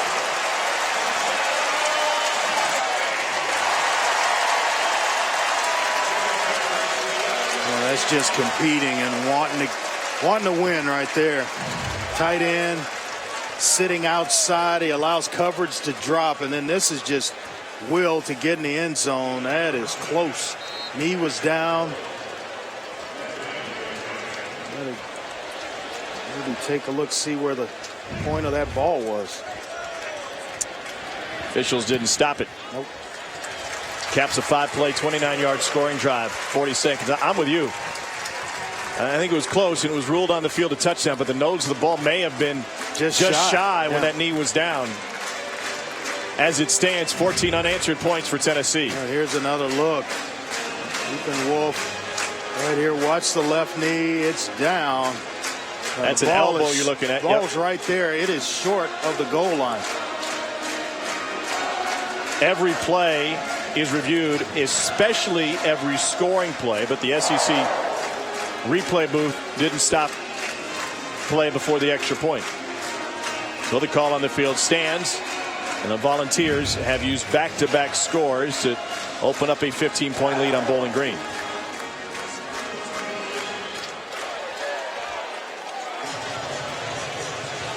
$55-point first half. Is that what you expected? No, but when you're in a game with Bowling Green, you know, you expect some high scores. After that second quarter, I think what surprised me more so is that at one point Bowling Green had gotten it back within 1. It looked like Tennessee was pretty much going to have its way through the remainder of the first half, maybe shut things down mentally and thought it was going to be a little bit easier than they anticipated. And then they've revved the engine right back up, though.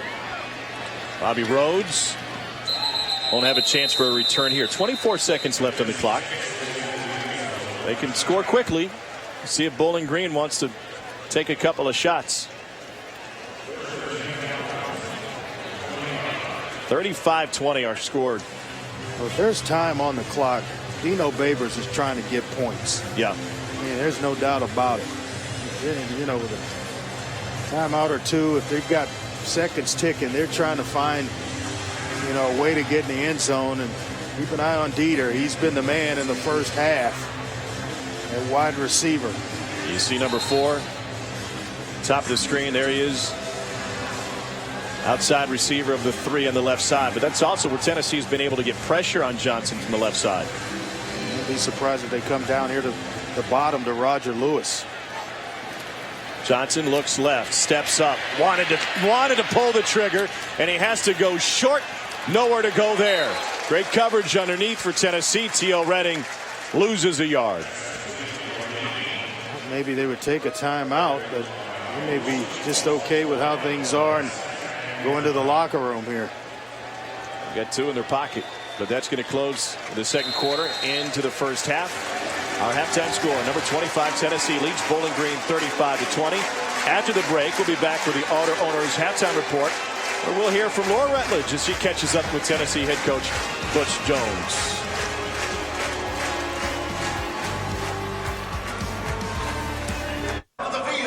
Coach, I saw you give Ethan Wolf a huge high five. How important was that touchdown with the way Bowling Green had gotten back into this one? Well, that was critical, and football is a game of momentum, and you create your own momentum, and we needed to get 7 points in that drive and not settle for 3, and that was big going into halftime now. Bowling Green has continually gone after your secondary. What adjustments do you need to see there? Well, first of all, it starts up front. We have to do a better job of generating a pass rush, and then we just have to win some one-on-one matchups. Thanks, Coach. Thank you. Well, it gets tougher for Vandy. They host Georgia next week. Alvin Kamara, touchdown run for the Vols. He and Jalen Hurd both up over 70 yards rushing in the first half. They're up 15. A barn burner of a first half here in Music City. Number 25 Tennessee getting all it can handle from Bowling Green. Couple of late scores for the Volunteers. They've scored 14 unanswered and lead 35-20 at the half. Tennessee's ground game was in full gear in the first quarter. 101 yards on the ground. Jalen Hurd, part of a 2-headed monster, and he's been effective all afternoon. Yeah, if you wanted agility, you got it early in the first quarter. He's shown some nice moves here, a little spin move to get himself up the field. If you wanted power, he was able to show you that, powering his way into the end zone. Here, setting up some nice blocks out in front, showing the patience that you need as a young running back. And then here, just the power again, along with the patience to get himself into the end zone. 14 carries, 87 yards, and 3 touchdowns in the first half for Jalen Hurd. So 184 yards on the ground for the Volunteers. Most of those belong to Hurd and newcomer Alvin Kamara.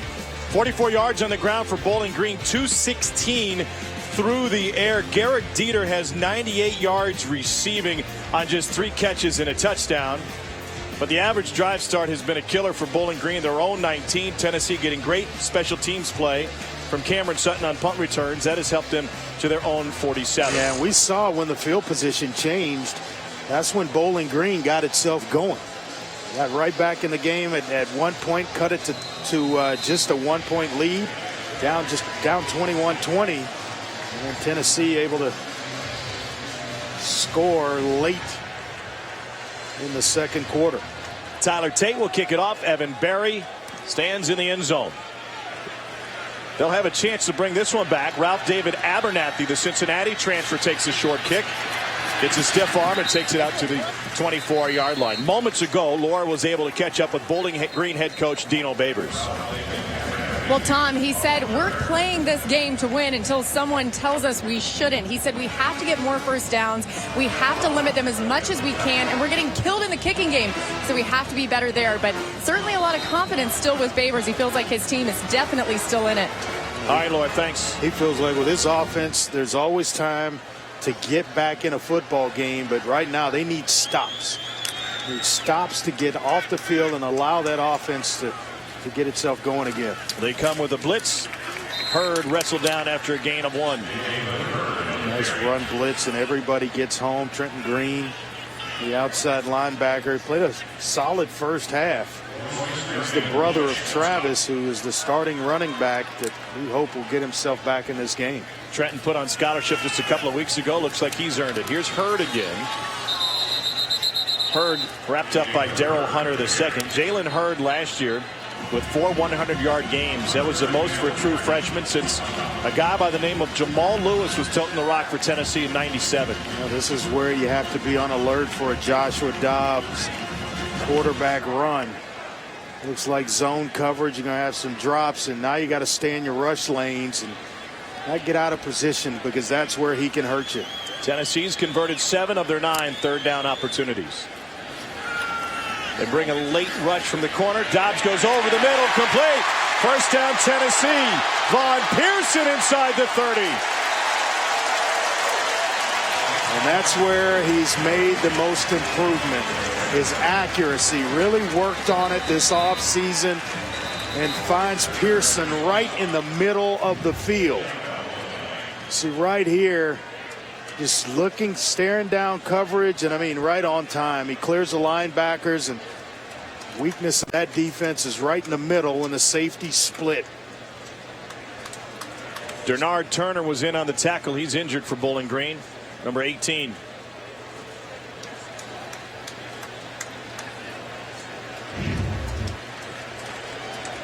And it's unfortunate. He's had a solid camp, leading tackler, or returning tackler in the secondary. Senior from Miami's Booker T. Washington. Nice grab by Pearson. Junior college transfer in his second year with the Volunteers. That's where I'd go up top again.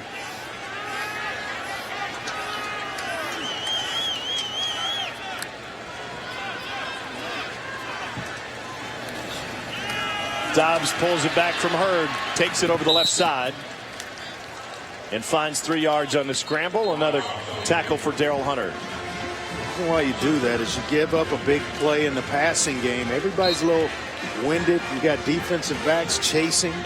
Everybody's tired. You know, right back again, and just kind of force the issue. 2nd and 8. Hurd bounces it. Stiff arm. He's just shoving guys. He put a fist right in Daryl Hunter's face. Hard to believe he's a true sophomore. I mean, with that size, that speed, that agility, strength. Look at this.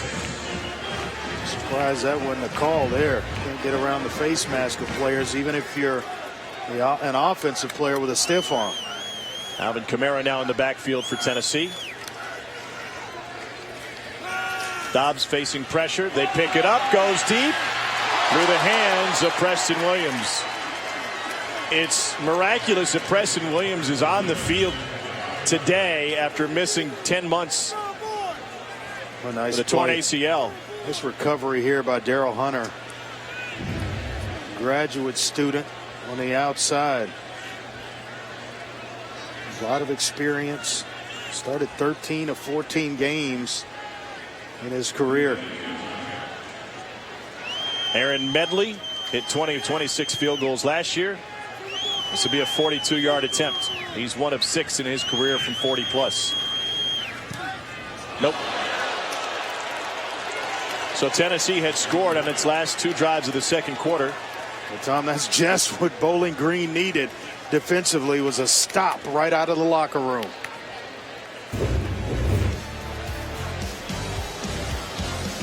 Snap was good, hold was good, kick wasn't.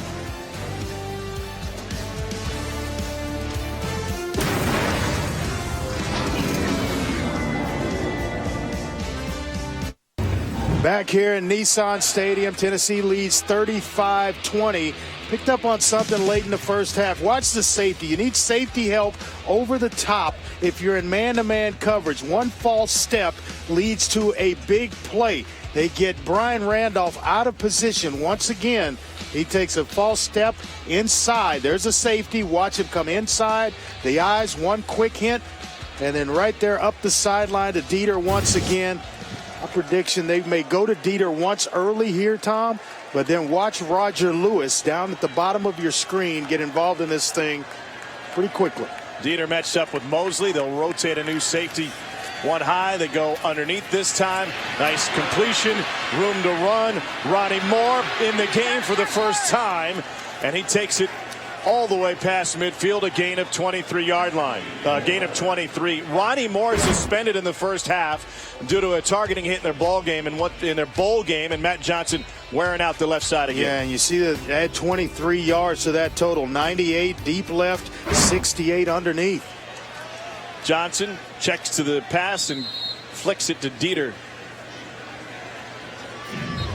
You'll watch Ronnie Moore right back in action, getting it out wide, making Brian Randolph, who's having a tough game. Both safeties, Brian Randolph and Evan Berry, over the top. They've had some subpar first half so far. Remember, Volunteers without Todd Kelly Jr., their supposed starter at free safety. That one is tied up. Who's got it?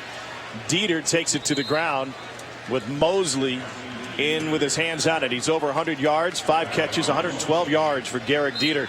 Todd Kelly Jr. was in the hospital through Thursday with an infection. He went through conditioning drills on Friday, was cleared to play, but hasn't seen the field here for Tennessee today. Nice run up the middle for Bowling Green. A burst 3 for Coppett. Spins his way inside the 10. And the Volunteers finally bring him down after a 32-yard gain. Yeah, we hadn't had an update on Travis Green, but Coppett is the back going forward. He had a nice touchdown run last year against Wisconsin. Showed some nice burst and explosion as he did there. They're trying to hurry it up. Coppett empties the backfield. Give inside to Burbrink, and he takes it in. Ryan Burbrink with a touchdown run for Bowling Green. I'll tell you what, a stop, you got the ball back, and then right down the field. This is the perfect start to the second half for Bowling Green.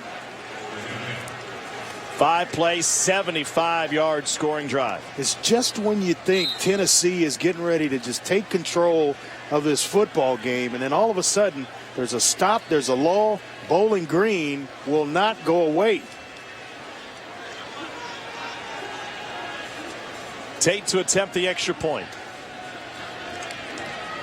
Once again to make it a one-possession game. And he does. Tennessee missed a field goal on its opening drive. Bowling Green able to answer. They're helped by the addition to Ronnie Moore here in the second half. Ronnie Moore, you get Coppett here with a nice run, a couple of good blocks inside. And then that sets up the touchdown run. They motion Coppett out, then underneath to Burbrink, who's 5'9", about 183 pounds, running with some power between the tackles. And so Burbrink, Biletnikoff Award List watch member, is roommates with his quarterback, Matt Johnson. They're on the same page there. He's a former walk-on who just works according to this coaching staff. And has good hands, runs solid routes, added another dimension to his game, running the football.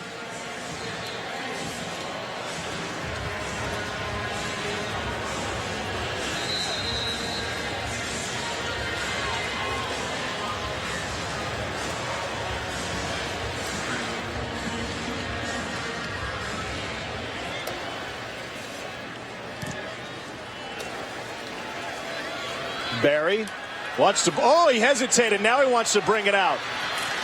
Good decision. Evan Barry trying to beat the kicker. Flag at the end of it. Yeah, it's going to be another 15 yards of face mask by the kicker on Barry. 67-yard return. Tack a few more on to the end of it. His teammate said, don't bring it out. Evan Barry saw something. That something was daylight.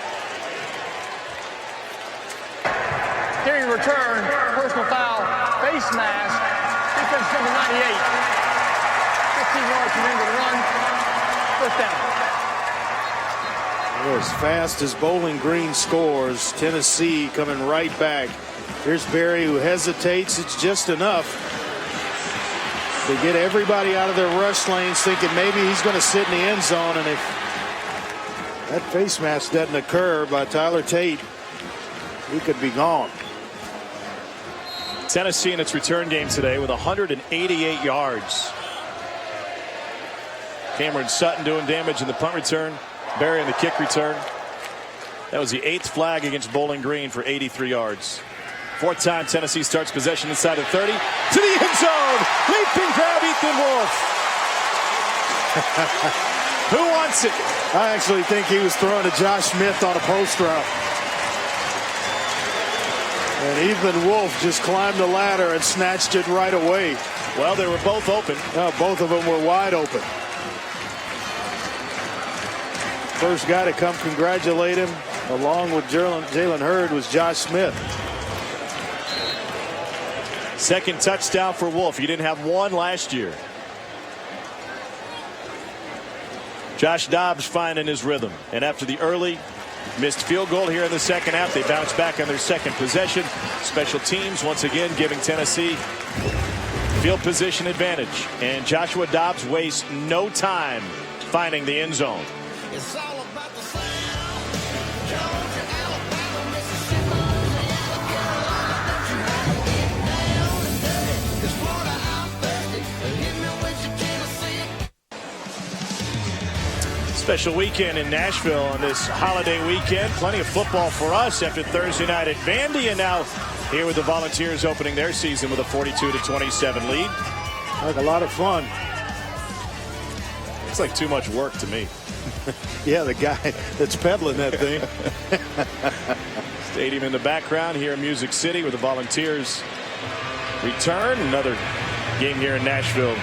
The Butch's crew. They originally were supposed to play UAB in this opener. Remember, UAB, they temporarily dropped their football program. And so they had to find a new opponent. Bowling Green signed up.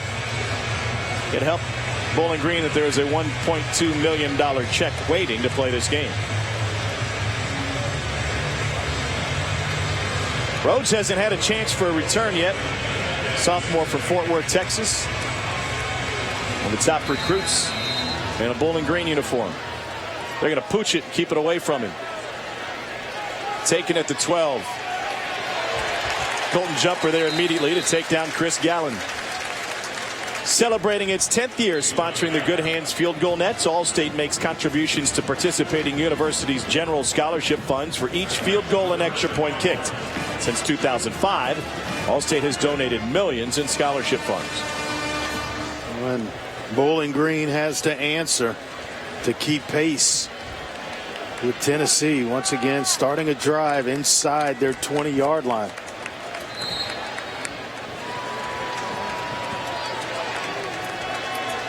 Late sub for Bowling Green. Coppett replaces Green. Nice to see Travis Green was even back on the field for a moment. May have been trying to talk his way back into the game after suffering a knee injury in the second quarter. Try to set up the screen. It's tipped away. Demarie Mixon. Demarie Mixon has been very, very active in this football game. Both he and Vereen, the other defensive end, but Mixon always around the football. Young player, just a sophomore. Getting even younger on the defensive line. Shy Tuttle, the freshman, number 2, seeing some minutes here in the second half. He and Khalil McKenzie are two scale tippers that will anchor the future of that Tennessee defensive line. Pump fake. Johnson steps up. Near side. Caught! Ronnie Moore down the sideline. That's exactly what we thought. Look left and get coverage going that way and come back right, and they do a nice job to Ronnie Moore down the sideline. Watch him here. Just a straight release down the field. Actually having to wait on it a little bit, but boy, that secondary is going to be where they work this week in Tennessee practices. A bunch out here. And Dieter man coverage the other side. They're going down the sideline. Burbrink's got it. He stepped out of bounds after the first down to the 10-yard line and a gain of 27. Watch it right here. They all cluster up, and then Burbrink is right along the sideline, comes wide open. That's the 8th completion of 20 yards or more for Matt Johnson today. 325 yards through the air. Johnson looks, fires too strong. Trying to find Roger Lewis. Matt Johnson, what's unique about him is that he's been in so many different systems already for Bowling Green. Under Dave Clawson, the former Tennessee offensive coordinator, when he was the head coach at Bowling Green, they ran a possession offense. They're 4th in the country in time of possession, 35 minutes a game. They won those games with their defense Boston went to Wake Forest. Dino Babers comes in and he goes full throttle. Johnson rolls, looks, lets it go. Found a cheerleader. Boy, lucky to get that one away. Intended for Coppett, but Kurt Magid was right on him along with Owen Williams, who may have gotten there first to force him to spin out. Magid was closing quickly. 3rd and 10. Matt Johnson, 325 yards and a couple of scores. He's scrappy, tough, and willing to take shots down the field. 5th-year senior from Harrisburg, PA, out of Bishop McDevitt High School. Well, look, watch down here. Nice matchup. Favorable matchup for Bowling Green. Play clock at 3. Looking for Lewis. No flag. Randolph with the coverage on Chris Gallen. There's a flag, and it came from Dino Babers, who was on the field arguing with this officiating crew. He wanted pass interference.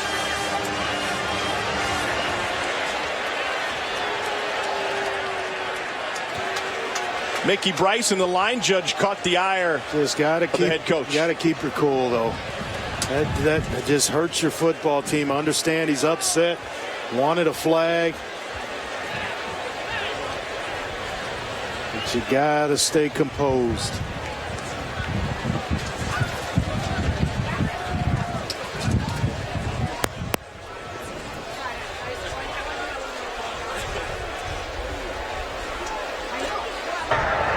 After the play was over, unsportsmanlike conduct against the Bowling Green bench. 15-yard penalty. The down counts. 4th down. They also had an unsportsmanlike after the extra point on the other side. You better shut your mouth. And you can hear the official talking with Bowling Green offensive lineman. That's Ken Williamson trying to keep these Bowling Green players in control. Here's a play that led to it, and I understand the frustration. Brian Randolph in coverage I thought it was pass interference way early on his back. But as a head coach, you got to stay composed. You ask for permission to talk to the officials. Play's over. They're not going to change their minds and give you the call. 43-yard field goal attempt. The wind has really picked up here at Nissan Stadium. Swirling breeze into this end zone. This is going to be tricky for Tyler Tate. That made it even trickier. Brian Randolph, who had the coverage on the pass attempt a moment ago, gets his mitts on it, and special teams has been sensational for Tennessee today. Yeah, basically you had a chip shot field goal and then 15 yards. You got to account for that. The kicker, Tyler Tate's got to account for that, try to hit it a little bit harder, and it comes out lower, and that allows Randolph to make a nice block on the play, and Tennessee going to get some decent field position here around their own 25-yard line. He came right up the gut. And you could tell, you could hear over the referee's mic the frustrations for this Bowling Green team. And this could be a game-deciding drive for Tennessee. It's important defensively for Bowling Green as well to get another, force a stop here and get off the field. Just for field position purposes.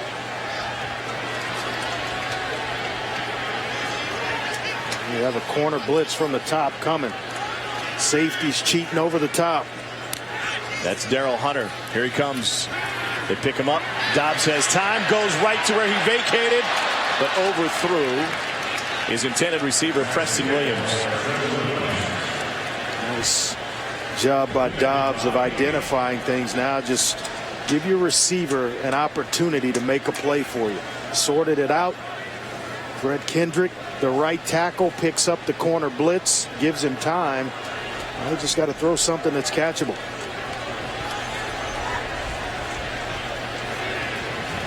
Tennessee 8 for 11 on 3rd downs today. They need 11 yards here. Dobbs caught up in the wash, and they take him down after a gain of 3. So Tennessee will punt it right back. Really good job there of keeping Joshua Dobbs bottled up. He runs sort of like a slant where the first three rushers opposite the defense, left defensive end, they slant and he comes late around. But still didn't allow Dobbs the room necessary to do work.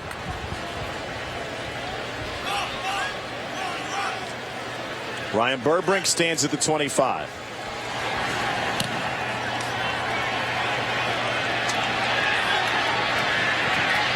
Taken down by the first man.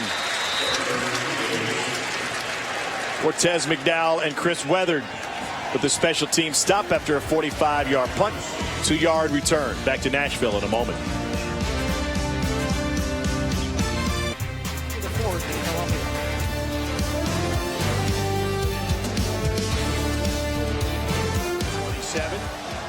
Volunteers will be home in Neyland Stadium next week against Oklahoma. We've got weather in the area. They're going to clear the teams off the field. Thunderstorms and with lightning in the area, the teams will exit the field and we'll be in a weather delay here in Nashville. Any lightning strikes within 8 miles of the stadium call for a 30-minute weather delay. And this delay occurs with 8 minutes and 30 seconds left in the third quarter. With Tennessee on top of Bowling Green 42-27. Sometimes these delays occur and the team that's getting the big check is getting pummeled and they say, we're good, go ahead and wave it off. Dino Baber isn't waving anything off here with his offense. No, he feels like there's time on the clock. They can get back in it and get the ball here once we resume play. But this is where you have to make sure that when you do resume play, everybody's warmed up and you don't have those hamstring pulls and things of that sort. You know who doesn't have a hamstring pull here the first weekend? Dari Nowkhah. He and his gang ready to take you through this weather delay about 30 minutes before we get back to Nashville with Tennessee comfortably in front. Yeah. Welcome back to Music City, Tennessee. After an hour and 15-minute weather delay, we're back with Tennessee leading Bowling Green 42-27. Welcome back, everybody. Tom Hart alongside Andre Ware. The weather delay because of lightning in the area, although I don't know if rain ever fell here at the stadium, and now both teams have to get regrouped and back on the field and kind of regain that momentum that they had before the intermission. Well, it's going to boil down to who can get loose quickly and you know, get yourself ready to play, get ramped up again. Bowling Green had a nice stop before we went away with a weather delay, so we'll see if they can regroup and get going. Here's some of the action from earlier in this game. It was a back and forth affair. Bowling Green able to have success through the air, wearing out the left side of Tennessee's defense, both short and long. Hey, Garrett Dieter was just magnificent in the first half of the ball game, just wearing out the coverage to that side, and then Tennessee relied on their running game. Kamara here with a touchdown run. Jalen Hurd as well got himself on track, showing some nice moves and some power getting into the end zone. Here another run. Patience showing some speed and power again to get in the end zone. And here's the storyline. Josh Dobbs, 11 of 16, 145 yards and 2 touchdown passes. Hurd with 3 touchdowns on the ground. Let's go down to the field and check in with Laura Rutledge. Well, Tennessee coaches wanted to treat this delay like a halftime. They met and had schematic changes discussed, and they've been stretching for about 25 to 30 minutes, making sure everybody's loosened up. They said they ate a lot of snacks, kind of like our crew did, and they really tried to get everybody pumped up, playing music. When they came out of the tunnel, Butch Jones in everybody's faces saying, "Let's go," and he singled out Kurt Magid, saying, "Kurt, let's go. I need a better rest of this game from you." All right, Laura, thanks. We'll see what other adjustments were made during the break. Bowling Green comes out with an empty backfield. Tennessee had 14 men on the field when Bowling Green came out. They ran 3 off. They're going to go, as they have most of the game, with 5 and 6 defensive backs. They've got 6 out there right now, with Jalen Reeves-Maben being the lone linebacker. Thank Thank you. And there have been problems in the back end of the secondary. Brian Randolph, Evan Berry. But what's been absent is the pass rush, the consistent pass rush from Tennessee. 1 hour and 19 minutes between snaps here in Nashville. Bowling Green aiming for an upset. They've been a comeback team. It's a keeper for Matt Johnson, and the quarterback who suffered a hip injury in the first game last year and missed most of the season takes off with his legs for the first down, a gain of 14. Nice job there. You get an aggressive defense flying up the field. Nice play call. Johnson does it again. And he gets taken down after a gain of 7. Got to commit to it, though. Yeah, just a little bit of hesitancy. He could have maybe picked up another first down, commit to it, and just let the chip fall. He's got Ronnie Moore in the backfield with him. They fake it, go to the pass to Derek Dieter, and Dieter's got a first down. Bowling Green rolling here after the delay. Yeah, this is what they do, and there's always an outlet. You think you have Johnson bottled up. Dieter's sitting out there wide open. Johnson goes to the out route. That's Ronnie Moore with his second catch, a gain of 2. Remember, Ronnie Moore was suspended the first half after a targeting call in the second half of Bowling Green's bowl game last year. So back in action in the second half. He'll be a key for them all season. Yeah, he's excellent with the ball in his hands. He got him the ball as soon as he got in the game. Back to Gehrig. Gehrig now working on Emmanuel Mosley. What could they have come up with in the Tennessee locker room to try to solve this Dieter issue on the outside? Well, maybe help to that side. Going to get Mosley, the corner, some help over the top. But pass rush is what Butch Jones was preaching. Todd Kelly Jr. is in the game at safety now after the weather delay for Tennessee. First action of the game for Kelly. Ronnie Moore takes it left side, no gain. He's on the Paul Hornung watch list as one of the most versatile players in college football. We've seen him as a receiver, and we've seen him out of the backfield. Yeah, and it's fourth down here. Babers elects to go for it. And he's got to keep pace with a Tennessee offense that really got itself kick-started coming out of the locker room. Falcons 2 for 2 on fourth down today. Here comes the blitz. Johnson lets it go. Complete. First down. Ryan Burbrink. Mosley with the coverage. It's a gain of 8. Burbrink has been so valuable to this offense. Makes it look like a wheel route. Hooks it up along the sideline, and Mosley once again a little bit too late getting there to the receiver on that side. Johnson keeps it again. Gets nice blocking from his tight end inside the 10. Derek Lee sealed the edge for him. I'll tell you what, Johnson has come out here in the second, the restart, and has really looked sharp in the running game. I mean, Tennessee actively rushing up the field. Inside feed to Lee. And the tight end takes it inside the 5. First and goal now for Bowling Green. You asked me what Butch Jones came up with, or John Jancic came up with to start get this game started again. Well, it was pass rush, and they're taking it full advantage of the aggressive nature of this Tennessee defense. You got one-on-one coverage, lone corner down at the bottom of your screen, and it's Burbrink. 10th play of the drive. Coppett has it, and he gets submarine. A gain of 1. Just to revisit this Bowling Green offensive line is the second most experienced in college football behind only UCLA.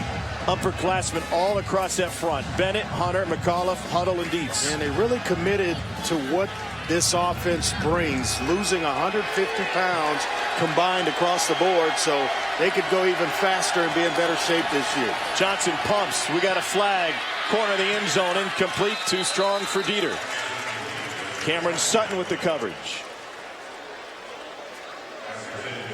Dieter, they've started to move him around. He was hung out along the left side of the offensive formation, and now finds himself in that set on the right side of it. What a first half he had.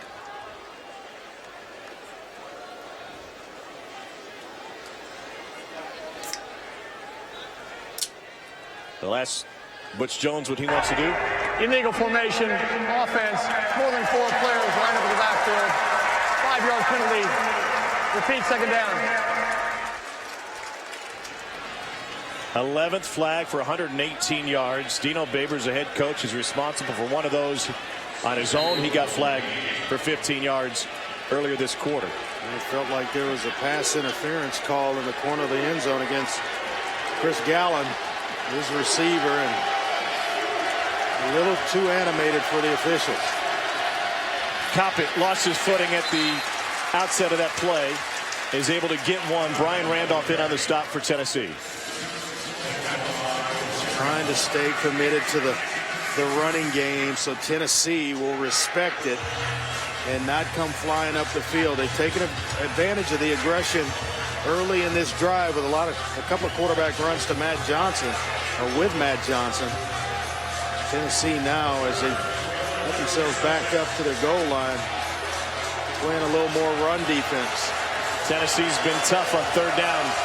Bowling Green just 2 for 12 tonight. This all-out blitz right here. Empty Nobody backfield. Johnson fires, incomplete.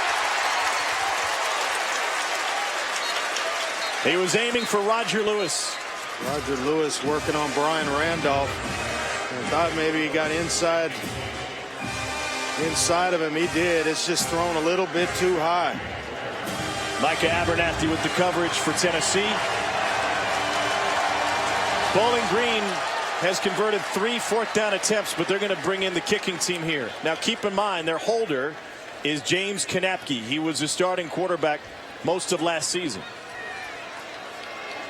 And Matt Johnson went out with that hip injury. He came in, did a solid job leading them to a bowl win. 25-yard attempts. It's good.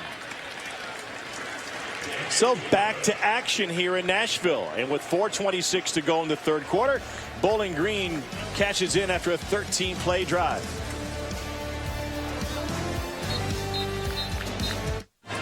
Number 25 Tennessee, ranked in the preseason for the first time since 2008, coming into this season with perhaps the highest of expectations for a team that won its finale last year across town against Vandy to make it to a bowl for the first time since 2010. This is still a very, very young team. I've seen freshmen all over the field for Tennessee tonight. Tell you what, they seemed buttoned up on offense, but defensively there's some questions and some things that they're going to have to fix, especially in the secondary and maybe pass rush wise as well. If you're just joining us, assistant head coach and defensive backs coach Willie Martinez was suspended for this game by the NCAA for a recruiting violation. He is expected, we expect him to be back, just a 1-game suspension, but he's not allowed to be in the building or coach at all. Look at this. Bowling Green just handed Tennessee field position. I don't know if he can't knock it out of the back of the end zone. He had been doing it the entire game. But, you know, that's how you solve that. And it's not kick it out of bounds and give it to him at the 35. Drive the ball out of the back of the end zone, make them go 80 yards. Kick out of bounds. Receivers have elected to put the ball in play at the 35-yard line. First down. Once again, excellent field position for Tennessee to start this drive. The offensive line has been magnificent today. Dobbs 11 of 17 for 145 yards, 2 touchdowns. Jalen Hurd and Alvin Kamara have been great in the backfield. Dobbs keeps it himself. Picks up 2. Austin Valdez with the stop. Probably one there. He should have given to Jalen Hurd. Had the defense outflanked with a full head of steam.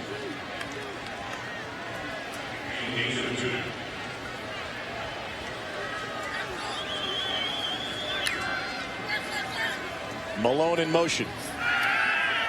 Dobbs looking deep. Goes. Caught.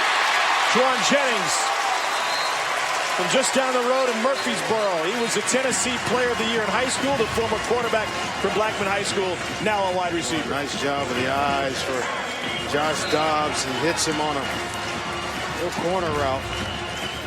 Nice route and nice delivery of the football. And now Hurd bounces to the outside. He moves so well for a big guy. I tell you, shows patience for a young runner as well. He's just a sophomore, but shows the patience to allow blocks out front to our offensive lineman to engage, and then he just accelerates after they engage. Kamara in the backfield. The junior college transfer gets cut down after a gain of 1 by Taylor Royster, who was injured earlier in this game. Good to see Royster back on the field. Second year as a full-time starter. Made 13 starts in 2013. Very, very active player inside.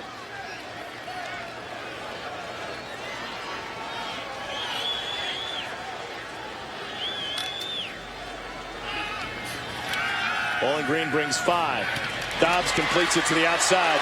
A little bit of room for Jonathan Johnson. Valdez pushed him out after a gain of 16. See here, just the hitch route at the top.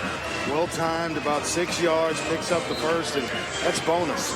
That's icing on the cake. If you get more than that and you don't get tackled, turn up and get as much as you can.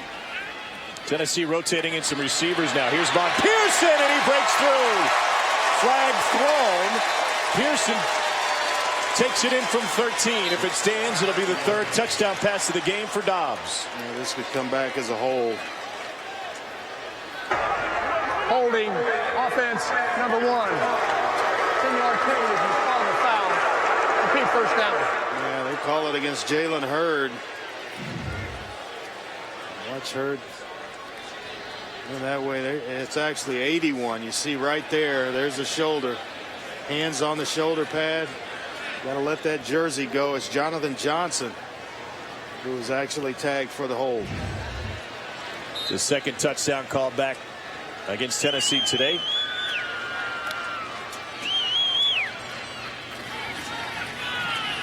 Give to Jennings. Nothing doing. He loses a yard. Being a former quarterback, I thought maybe he'd pull up and throw that baby. Well, that's next, right? That's setting it up. It hadn't been installed yet. Yeah, setting it up.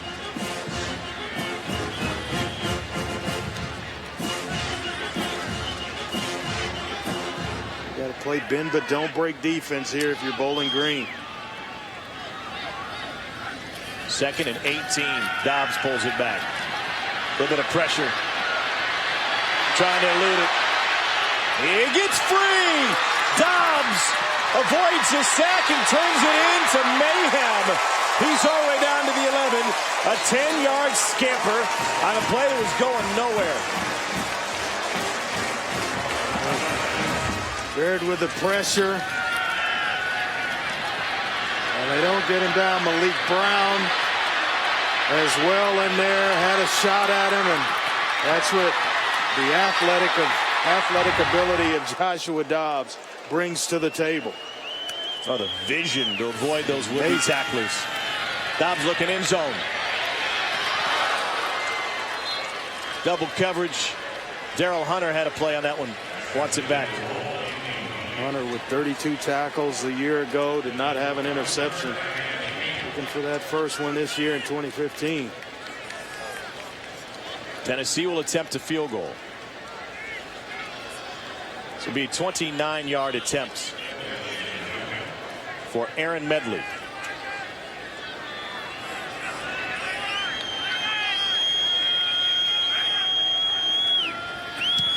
Medley missed it. So after a lengthy weather delay, we got a flag again. After a lengthy weather delay, the teams trade field goal attempts. Bowling Green hits a triple and Tennessee misses one. Yeah, that's maybe a taunt after the After the play was over, unsportsmanlike conduct on the defense, number 99.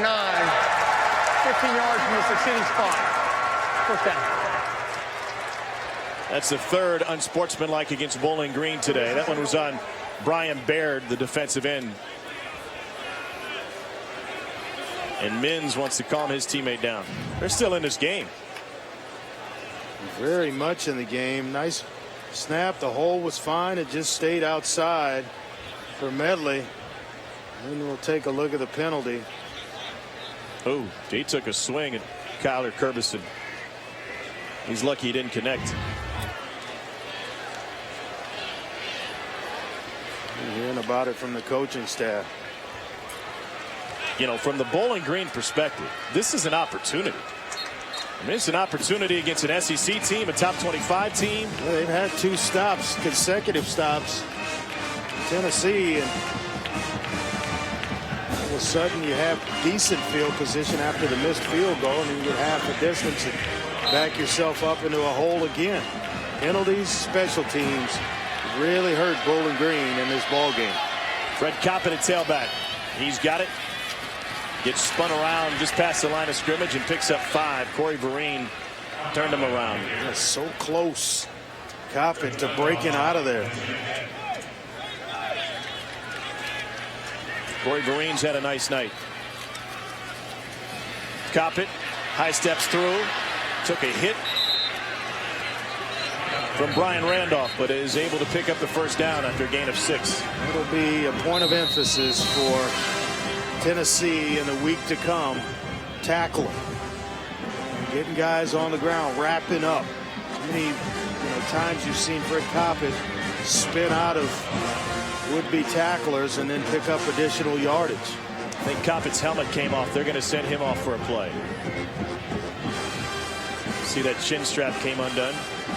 So Donovan Wilson will replace Coppin. We haven't seen Travis Green for some time. Green's tried to work his way back on the field. He suffered a knee injury in the first half. Tried to work his way back out in the third quarter. They pulled him back off. Wilson picks up a key block. And just off the hands of Derek Lee. Working outside against Derek Barnett. He shows some pretty good athletic ability of his own as a defensive end. And you're asked to go out and cover up the tight end in space. His job there by Derek Barnett.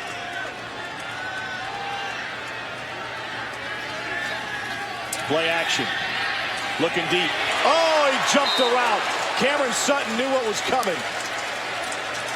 Nearly made the play on the ball intended for Roger Lewis. And that's why they've had the success at Bowling Green has had going to their left to Dieter. It's because Cam Sutton, the best cover man on Tennessee's roster, is hanging out along the right side of Bowling Green's formation. So they haven't gone that way very much in the ball game. 6 DBs again for Tennessee. Not a safety in sight. Yeah, they're all coming. I mean, they're bunched in there. Play clock at 4. They get it off. Here comes pressure. Lob, too much. Derek Barnett set up shop in the backfield.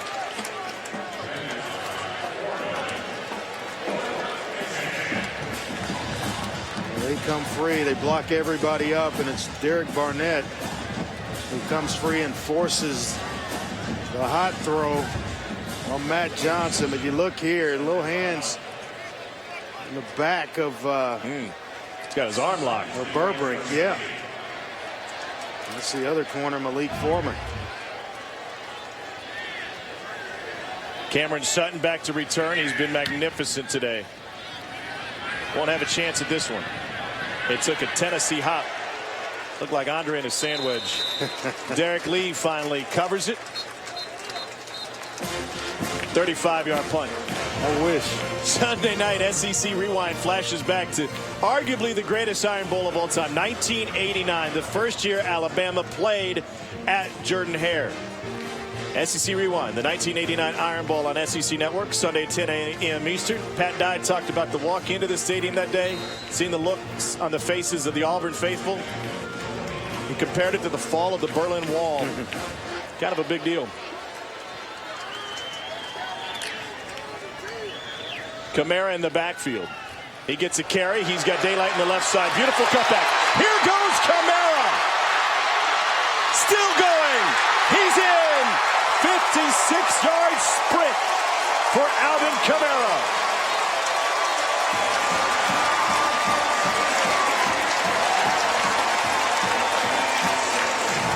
Couple of nice edge blocks. They secure the edge of the line of scrimmage. Kyler Kerbyson, the left tackle, blows everything down inside. That allowed Kamara to get the edge, and then it was just, do I have enough speed to get to the end zone? Yes, he did. 128 yards and 2 touchdowns in his Tennessee debut.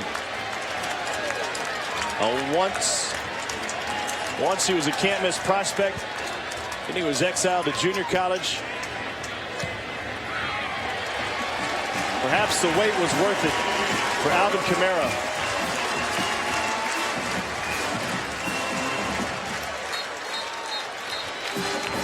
Yeah, he hit a home run with this one. It's the block, a nice pull by Dylan Wiseman as well to let the right guard pulling around. He secures things along with Kerbyson, and then it turns into a foot race. Knight and Elijah Ballou caught up with him. Just couldn't bring him down. It's a nice 1-2 punch right there. Jalen Hurd, Alvin Kamara. They have combined, Andre, for 32 carries, 223 yards, and 5 touchdowns. Tennessee 264 yards on the ground. Bowling Green 361 through the air. The difference is 19, but this thing is far from over. Yeah, you clearly see what type of offense each team runs. Bowling Green predominantly a passing team. They're going to pass first to run second, and everything works for Tennessee off their running game. Robbie Rhodes getting ready. Robbie Rhodes, a talented youngster. Was once the #1 rated player in Texas coming out of high school. He lets it go out of bounds. Second kick since the restart we've seen go out of bounds. So Bowling Green will have tremendous field position. Kick out of bounds. Receivers have elected to put the ball in play at the 35-yard line. First down. Best starting field position of the game for Bowling Green.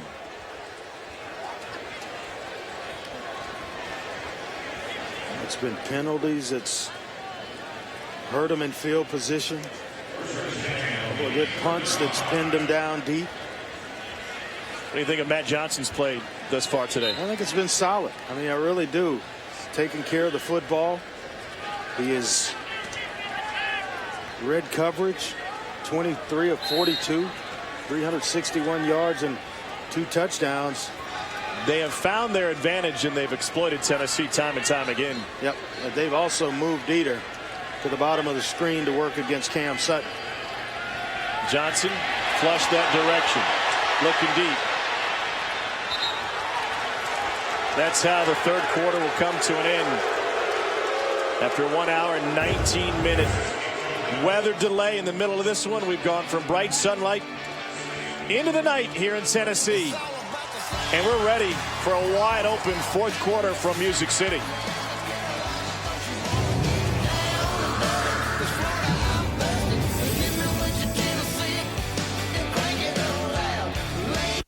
Nightfall in Nashville, Tennessee leads Bowling Green 49-30 here in the season opener for both teams. We start the fourth quarter, and we go down to the field for Laura. Well, Tom, every single time the Tennessee defense gets off the field, defensive coordinator John Jancic runs straight to the secondary bench. He's been trying to simplify things for them throughout the game, but he's spent a ton of time with them, not even getting to spend a lot of time with the rest of the defense. He's really focusing on the secondary, trying to get them up to speed. Laura, thanks. If you remember, Willie Martinez, assistant head coach and defensive backs coach, suspended by the NCAA for this game. That one's complete. Trying to get it inside, and they do to Ronnie Moore. Martinez suspended as a result of impermissible contact that occurred during the spring evaluation period in 2014. Butch Jones knew he would have to suspend his coach, but the team didn't find out until last night. And so they're having to make these adjustments on the fly without their secondary coach. Yeah, and it's the wrong type of game for Willie Martinez to not be in when you're facing an offense like Bowling Green. High-powered passing attack. It's right in your face. John Jancic trying to do the best job he can with getting everybody aligned, but Some adjustments the DB coach would know that maybe other coaches wouldn't. Wow, Johnson was hit as he threw. He just turned and heaved it downfield to Ronnie Moore. It goes for 18 and a Bowling Green first down. Boy, he has really been a spark since coming in the second half of this ball game, but pressure in the face of Matt Johnson. Nice job of standing in there under duress and delivering a complete football. Here's Fred Coppett. I can't help but think, too, going back to Laura's report, Andre, if Tennessee's trying to simplify things defensively, especially in the back end, Matt Johnson has too much experience. He's too smart a quarterback not to be able to identify that. You're absolutely right. Once he figures out where the safety is, that's who he's playing off. If they rotate over, you know, I got one-on-one coverage, and it's been Dieter most of the football game that he's located. And he's doing a nice job with his eyes as well. Even when they go zone coverage, he's taking the safety out of it with his eyes and creating one-on-one on the outside. On second down, Johnson fires quick, nearly picked. One of the adjustments Tennessee made was bringing Todd Kelly Jr. onto the field since the restart. Kelly was in the hospital through Thursday. You see it right here.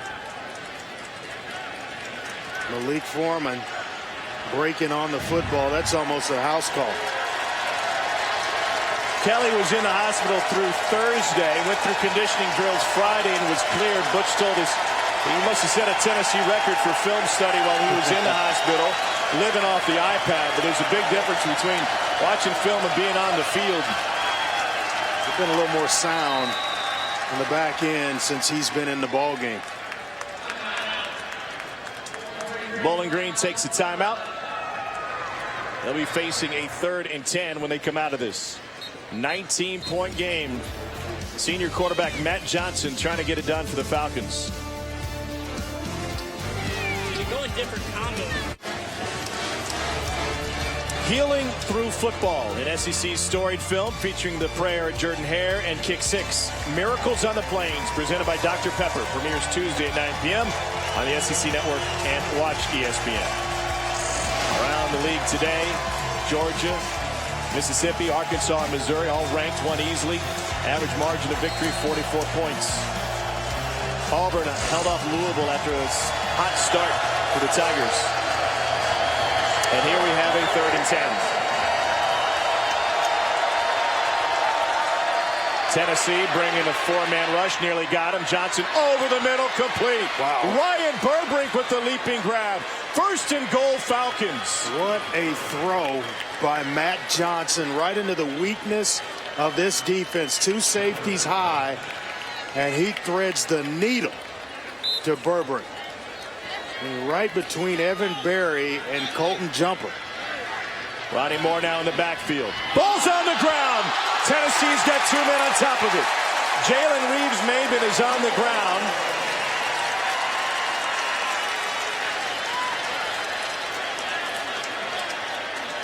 And he's got Kurt Maggitt protecting him. First turnover today. Yeah, they're trying to get a spark in Ronnie Moore, who is usually a slot receiver. Coppett has been the back. He leaves it in there. Ronnie Moore forgets to close down on it. Maybe close the knee, and Matt Johnson's trying to pull it. And nevertheless, it goes on the ground. Tennessee's football. What a huge break, because really that was an unforced error. And the 5th-year senior Matt Johnson with a missed opportunity. And now you give it back to a Tennessee team which has just been pounding you with the run game.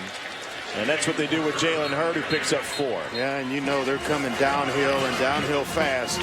Backed up like this with big 6'4", 240-pound Jalen Hurd. Going to come right down and allow the offensive line to take over a little bit here early in the 4th quarter.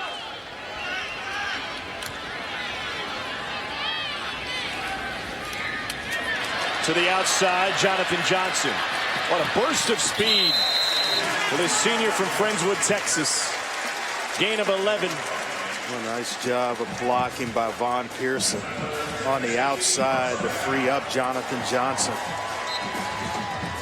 That's what made the play. Number 9 throwing a nice block, allowing him to turn up, pick up that first down, and give him some breathing room.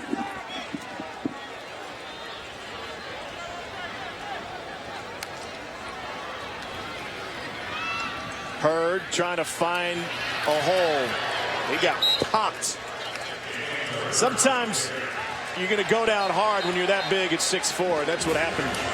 You're 6'4", and you're a little high already as it is, but that's a pretty good kiss inside by Trenton Green.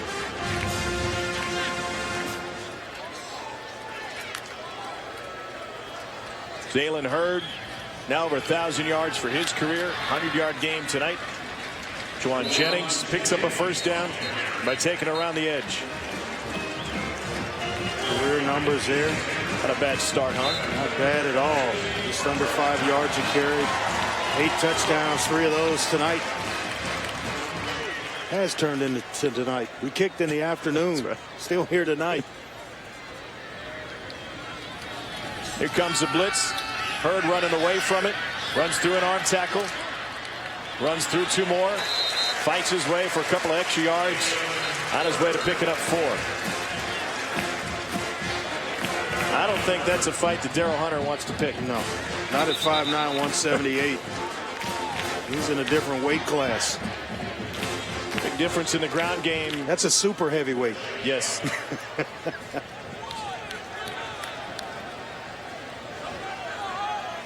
Austin Valdez, a redshirt sophomore, former quarterback, really learned his position last year by switching over to defense, trying to catch his breath for the Falcons. He's right in the middle where all the action takes place. Jalen Hurd 110 yards. Alvin Kamara 128 yards. 5 touchdowns shared between the 2 running backs for Tennessee.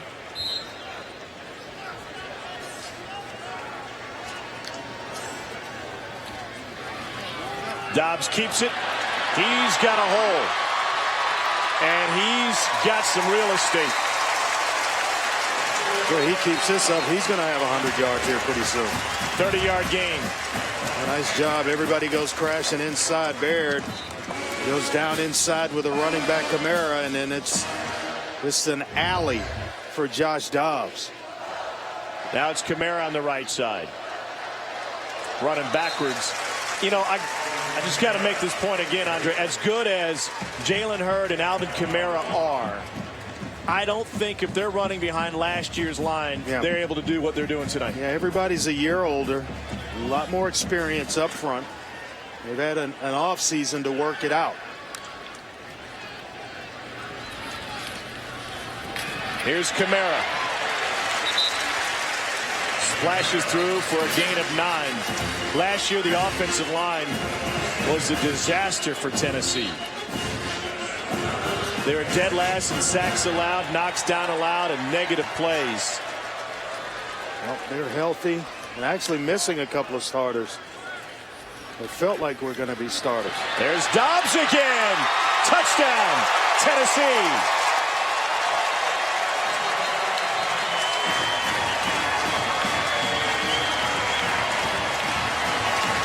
They've hung a double nickel on Bowling Green. They're right down inside. Baird again crashes with Jalen Hurd. That leaves a nice alley for Josh Dobbs. They ran that play about 2 plays ago. The exact same thing happened. Dobbs creeping ever so close to 100 yards on the night himself. 12 carries, 89 yards, and now the touchdown run. Extra point is good. Everybody in an orange jersey is having success running the ball tonight. Josh Dobbs trying to join the 100-yard party. 26-point lead.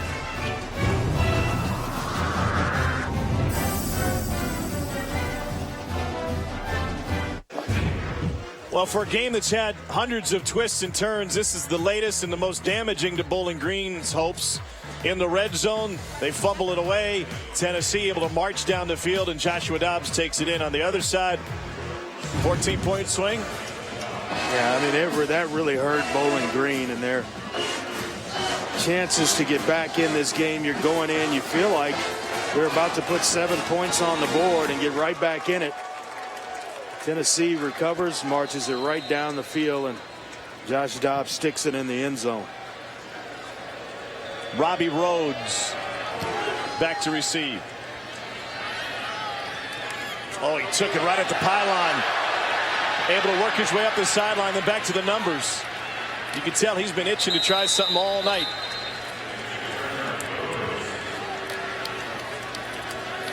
He's close to going out of bounds here. Tremendous athlete coming out of high school. Actually played with his father, Reggie Rhodes, at the University of Houston. Good player in his own right. Let me take a look at this. This may get reviewed. They showed it on the big board, and the Tennessee fans thought they saw Rhodes step out of bounds. And we're going to buzz exactly down. We'll take a look. What's taking place. The previous play is under further review. You talk about some unlucky field position all game long. And then maybe just on the line right there. Just touching. Robbie Rhodes, a transfer from Baylor. And you got the official. I mean, he's right on top of it and didn't whistle it to stop, but looks like it may be out right at about the 4-yard line. Well, Andre, it's the first game for the officials too, you know.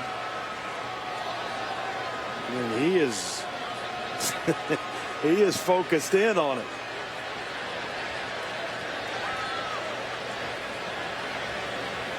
And so that left foot seemingly on the chalk, even if the heel is up, the toe is down.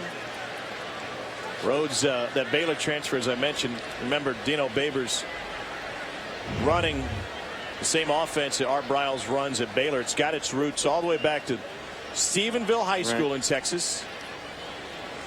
Back in the mid-90s with Briles, later featured guys like Kevin Cobb, Case Keenum, RG3. After further review, during the return, the runner stepped out of bounds at the 4-yard line. First and 10 at that spot. There have been plenty of people, quarterbacks, running backs, wide receivers, who have had loads of success in this system. And you got to imagine, when you're recruiting to this system, it makes it easier to find kids who want to play in it. Skill position players, and Dino Babers didn't really embrace it. He was skeptical when Art Briles came into Baylor and hired him, and didn't really think that this would work. And then after a couple of weeks, he knew that he was on to something special and started to store away this offense, knowing that if he had a chance to become a head coach, this is exactly what he would run. 9:54 to go. They try to get to the screen. They do so.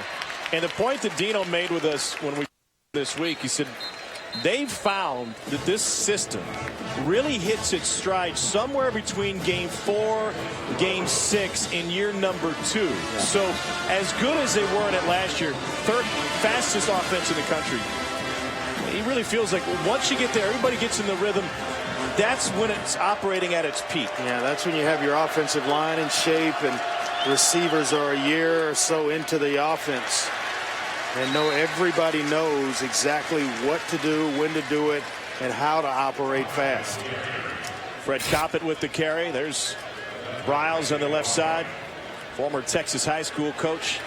Started spreading things out. Back at Stephenville, never used a playbook. They're going to go deep, way deep. And incomplete. It almost looked like Roger Lewis was trying to invite contact instead of just going after the football, which was overthrown. Yeah, no doubt about it. Working against Mosley, we may have a trip to the ice bath tomorrow. As many 9 routes as he's covered tonight.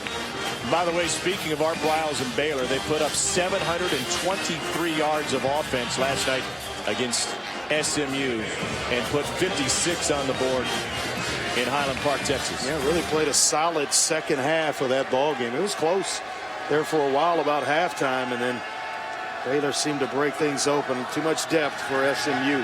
Cameron Sutton set to return. He will let it hop. It'll check up once again. And we step away for a timeout, pushing and shoving. 8:45 to go in the fourth after a 43-yard punt.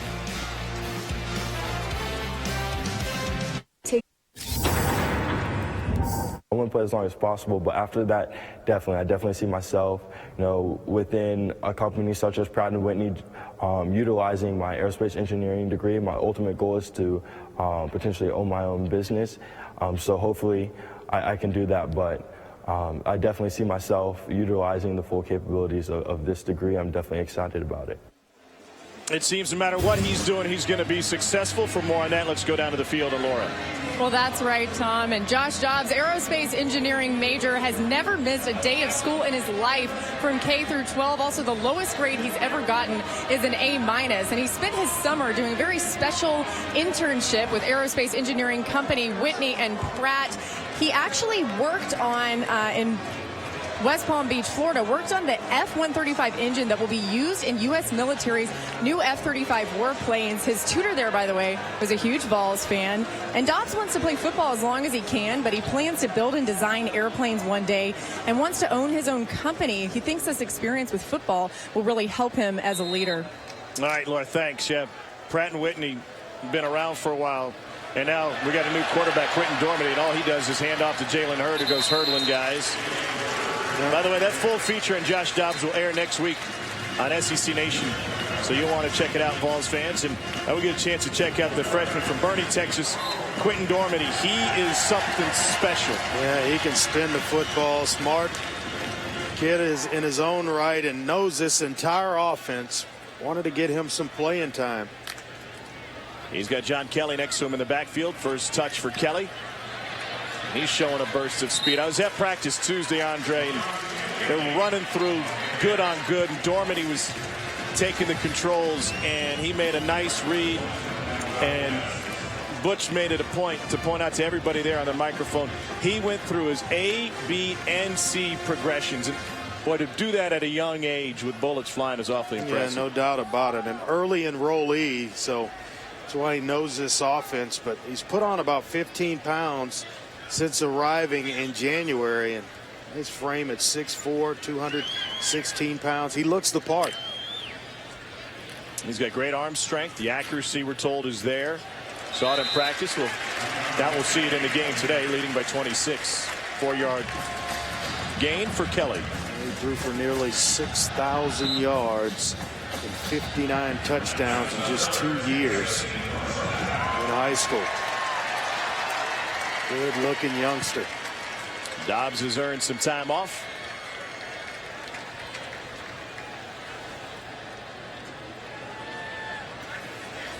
He's been the mentor to Dormady on the practice field, and one of the reasons Butch Jones told us that it was so important to have a quarterback that was named early. Here's Dormady keeping it himself.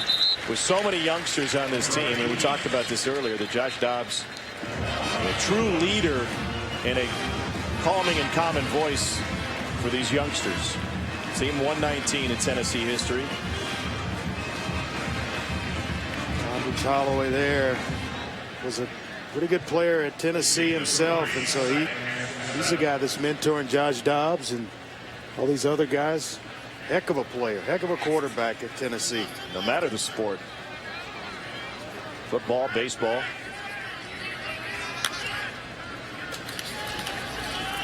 Kelly keeps it, tears it up the middle, down the hashes, and he's got a first down. Pickup of 9 for John Kelly, the freshman from Detroit Oak Park High School. Well, it doesn't stop, it doesn't end, does it?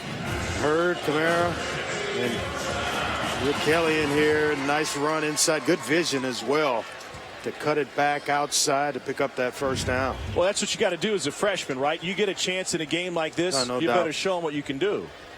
You get in, you want to just get the eye of the coaching staff, the position coach first, and then the head man, and let them know that they can depend on you in case they have to go to you. Dormady has it. Picks up 5. Ben Hale in on the stop, the sophomore from Columbus, Ohio.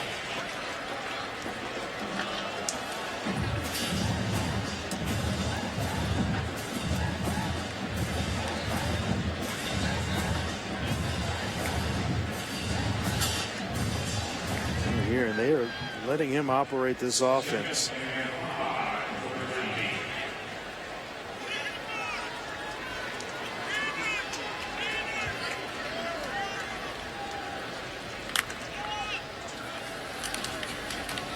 Here's Kelly.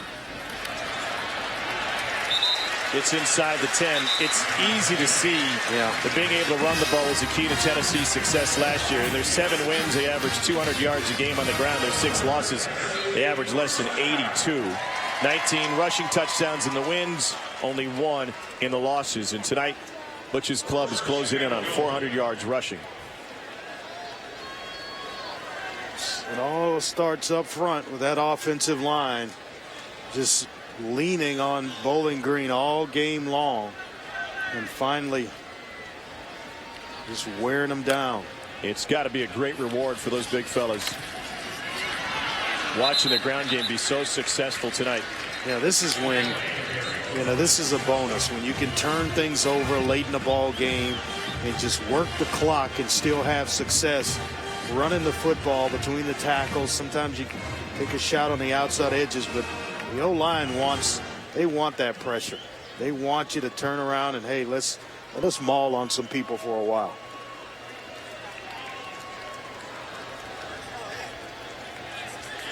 Now the question will be, can Tennessee do this next week against Oklahoma? Specifically the offensive line, can they have success against a team from the Big 12? Kelly hit in the backfield, gets slammed to the ground. Oklahoma currently at the half against Akron, leading 17-3. It'll be a sellout next week at Neyland Stadium. They'll have the checkerboard in the stands. This is a Tennessee program that has really turned it up when it comes to the attendance last year.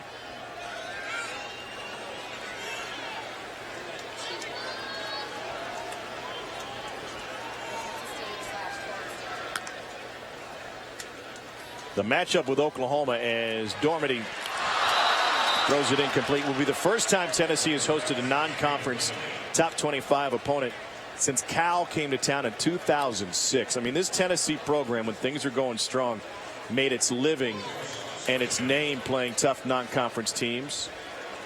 But they haven't been ranked. The non-conference opponents haven't been ranked. I think a lot of that's getting ready to change, though.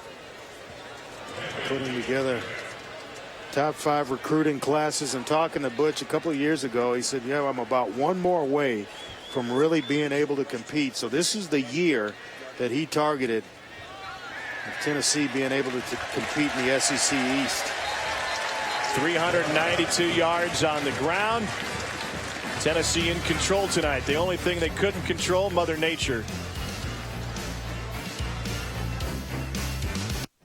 Time now for tonight's Ego Player of the Game, and this two-headed monster, too big for just one honor. Jalen Hurd and Alvin Kamara, 267 rush yards, 5 touchdowns. Yeah, Kamara was just super, hitting the edge, showing speed, elusiveness to get in the end zone. Here, a big run of 53 yards, able to break a tackle, still get himself into the end zone. Then Jalen Hurd took over. Nice athletic play, following blockers. He tiptoes in. We're patiently waiting, allowing blocks to set themselves, accelerating into the end zone. 3 touchdown runs tonight for Jalen Hurd. In 119 years of Tennessee football, no Tennessee running back has had as productive a game in his first game as a Volunteer as Kamara has. 144 yards, the most ever by a Vol in his first game. That one hit the pylon. Rhodes is going to, it was dead. They just didn't whistle it when it hit the pylon part of the end zone. And so they'll bring that one out. 29-point Tennessee lead.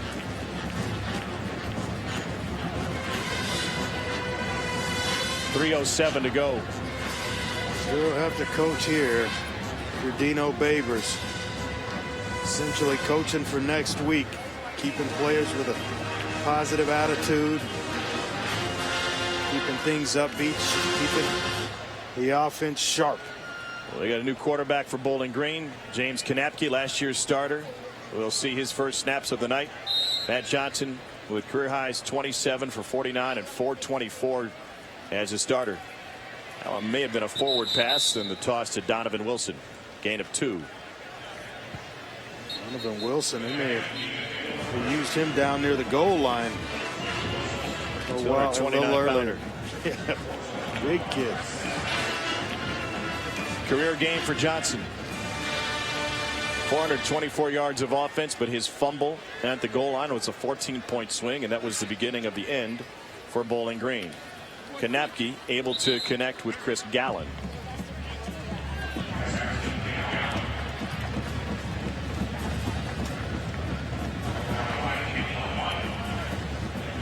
Fresh set of downs for Kanapke.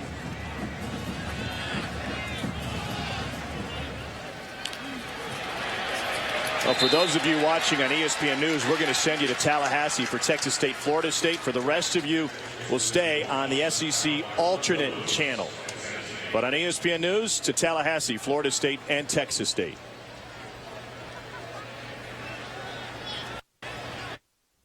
Punted away here.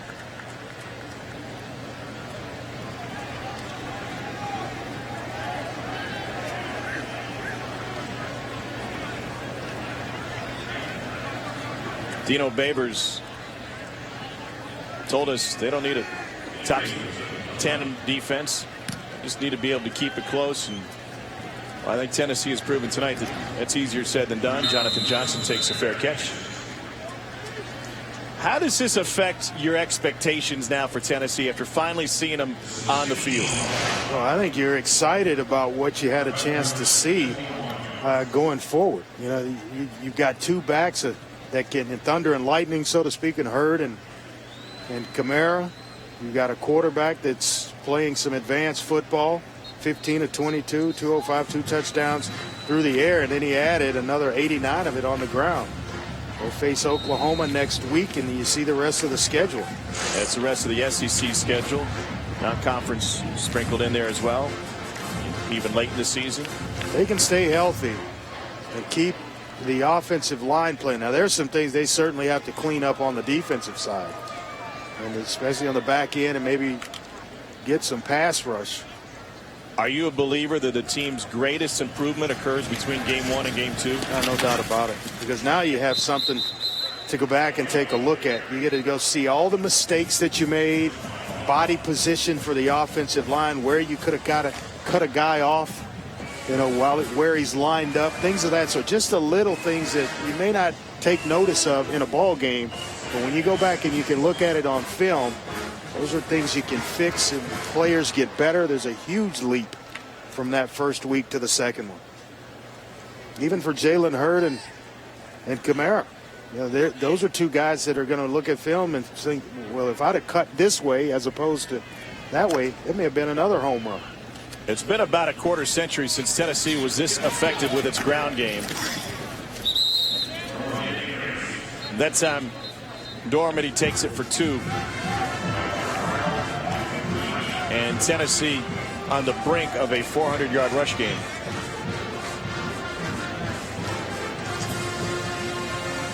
That's since 1994, last game with 400 rush yards. 406 against Vandy. Tonight, 398. They're on the verge of having 3 100-yard rushers for the first time since 1991 against Vandy.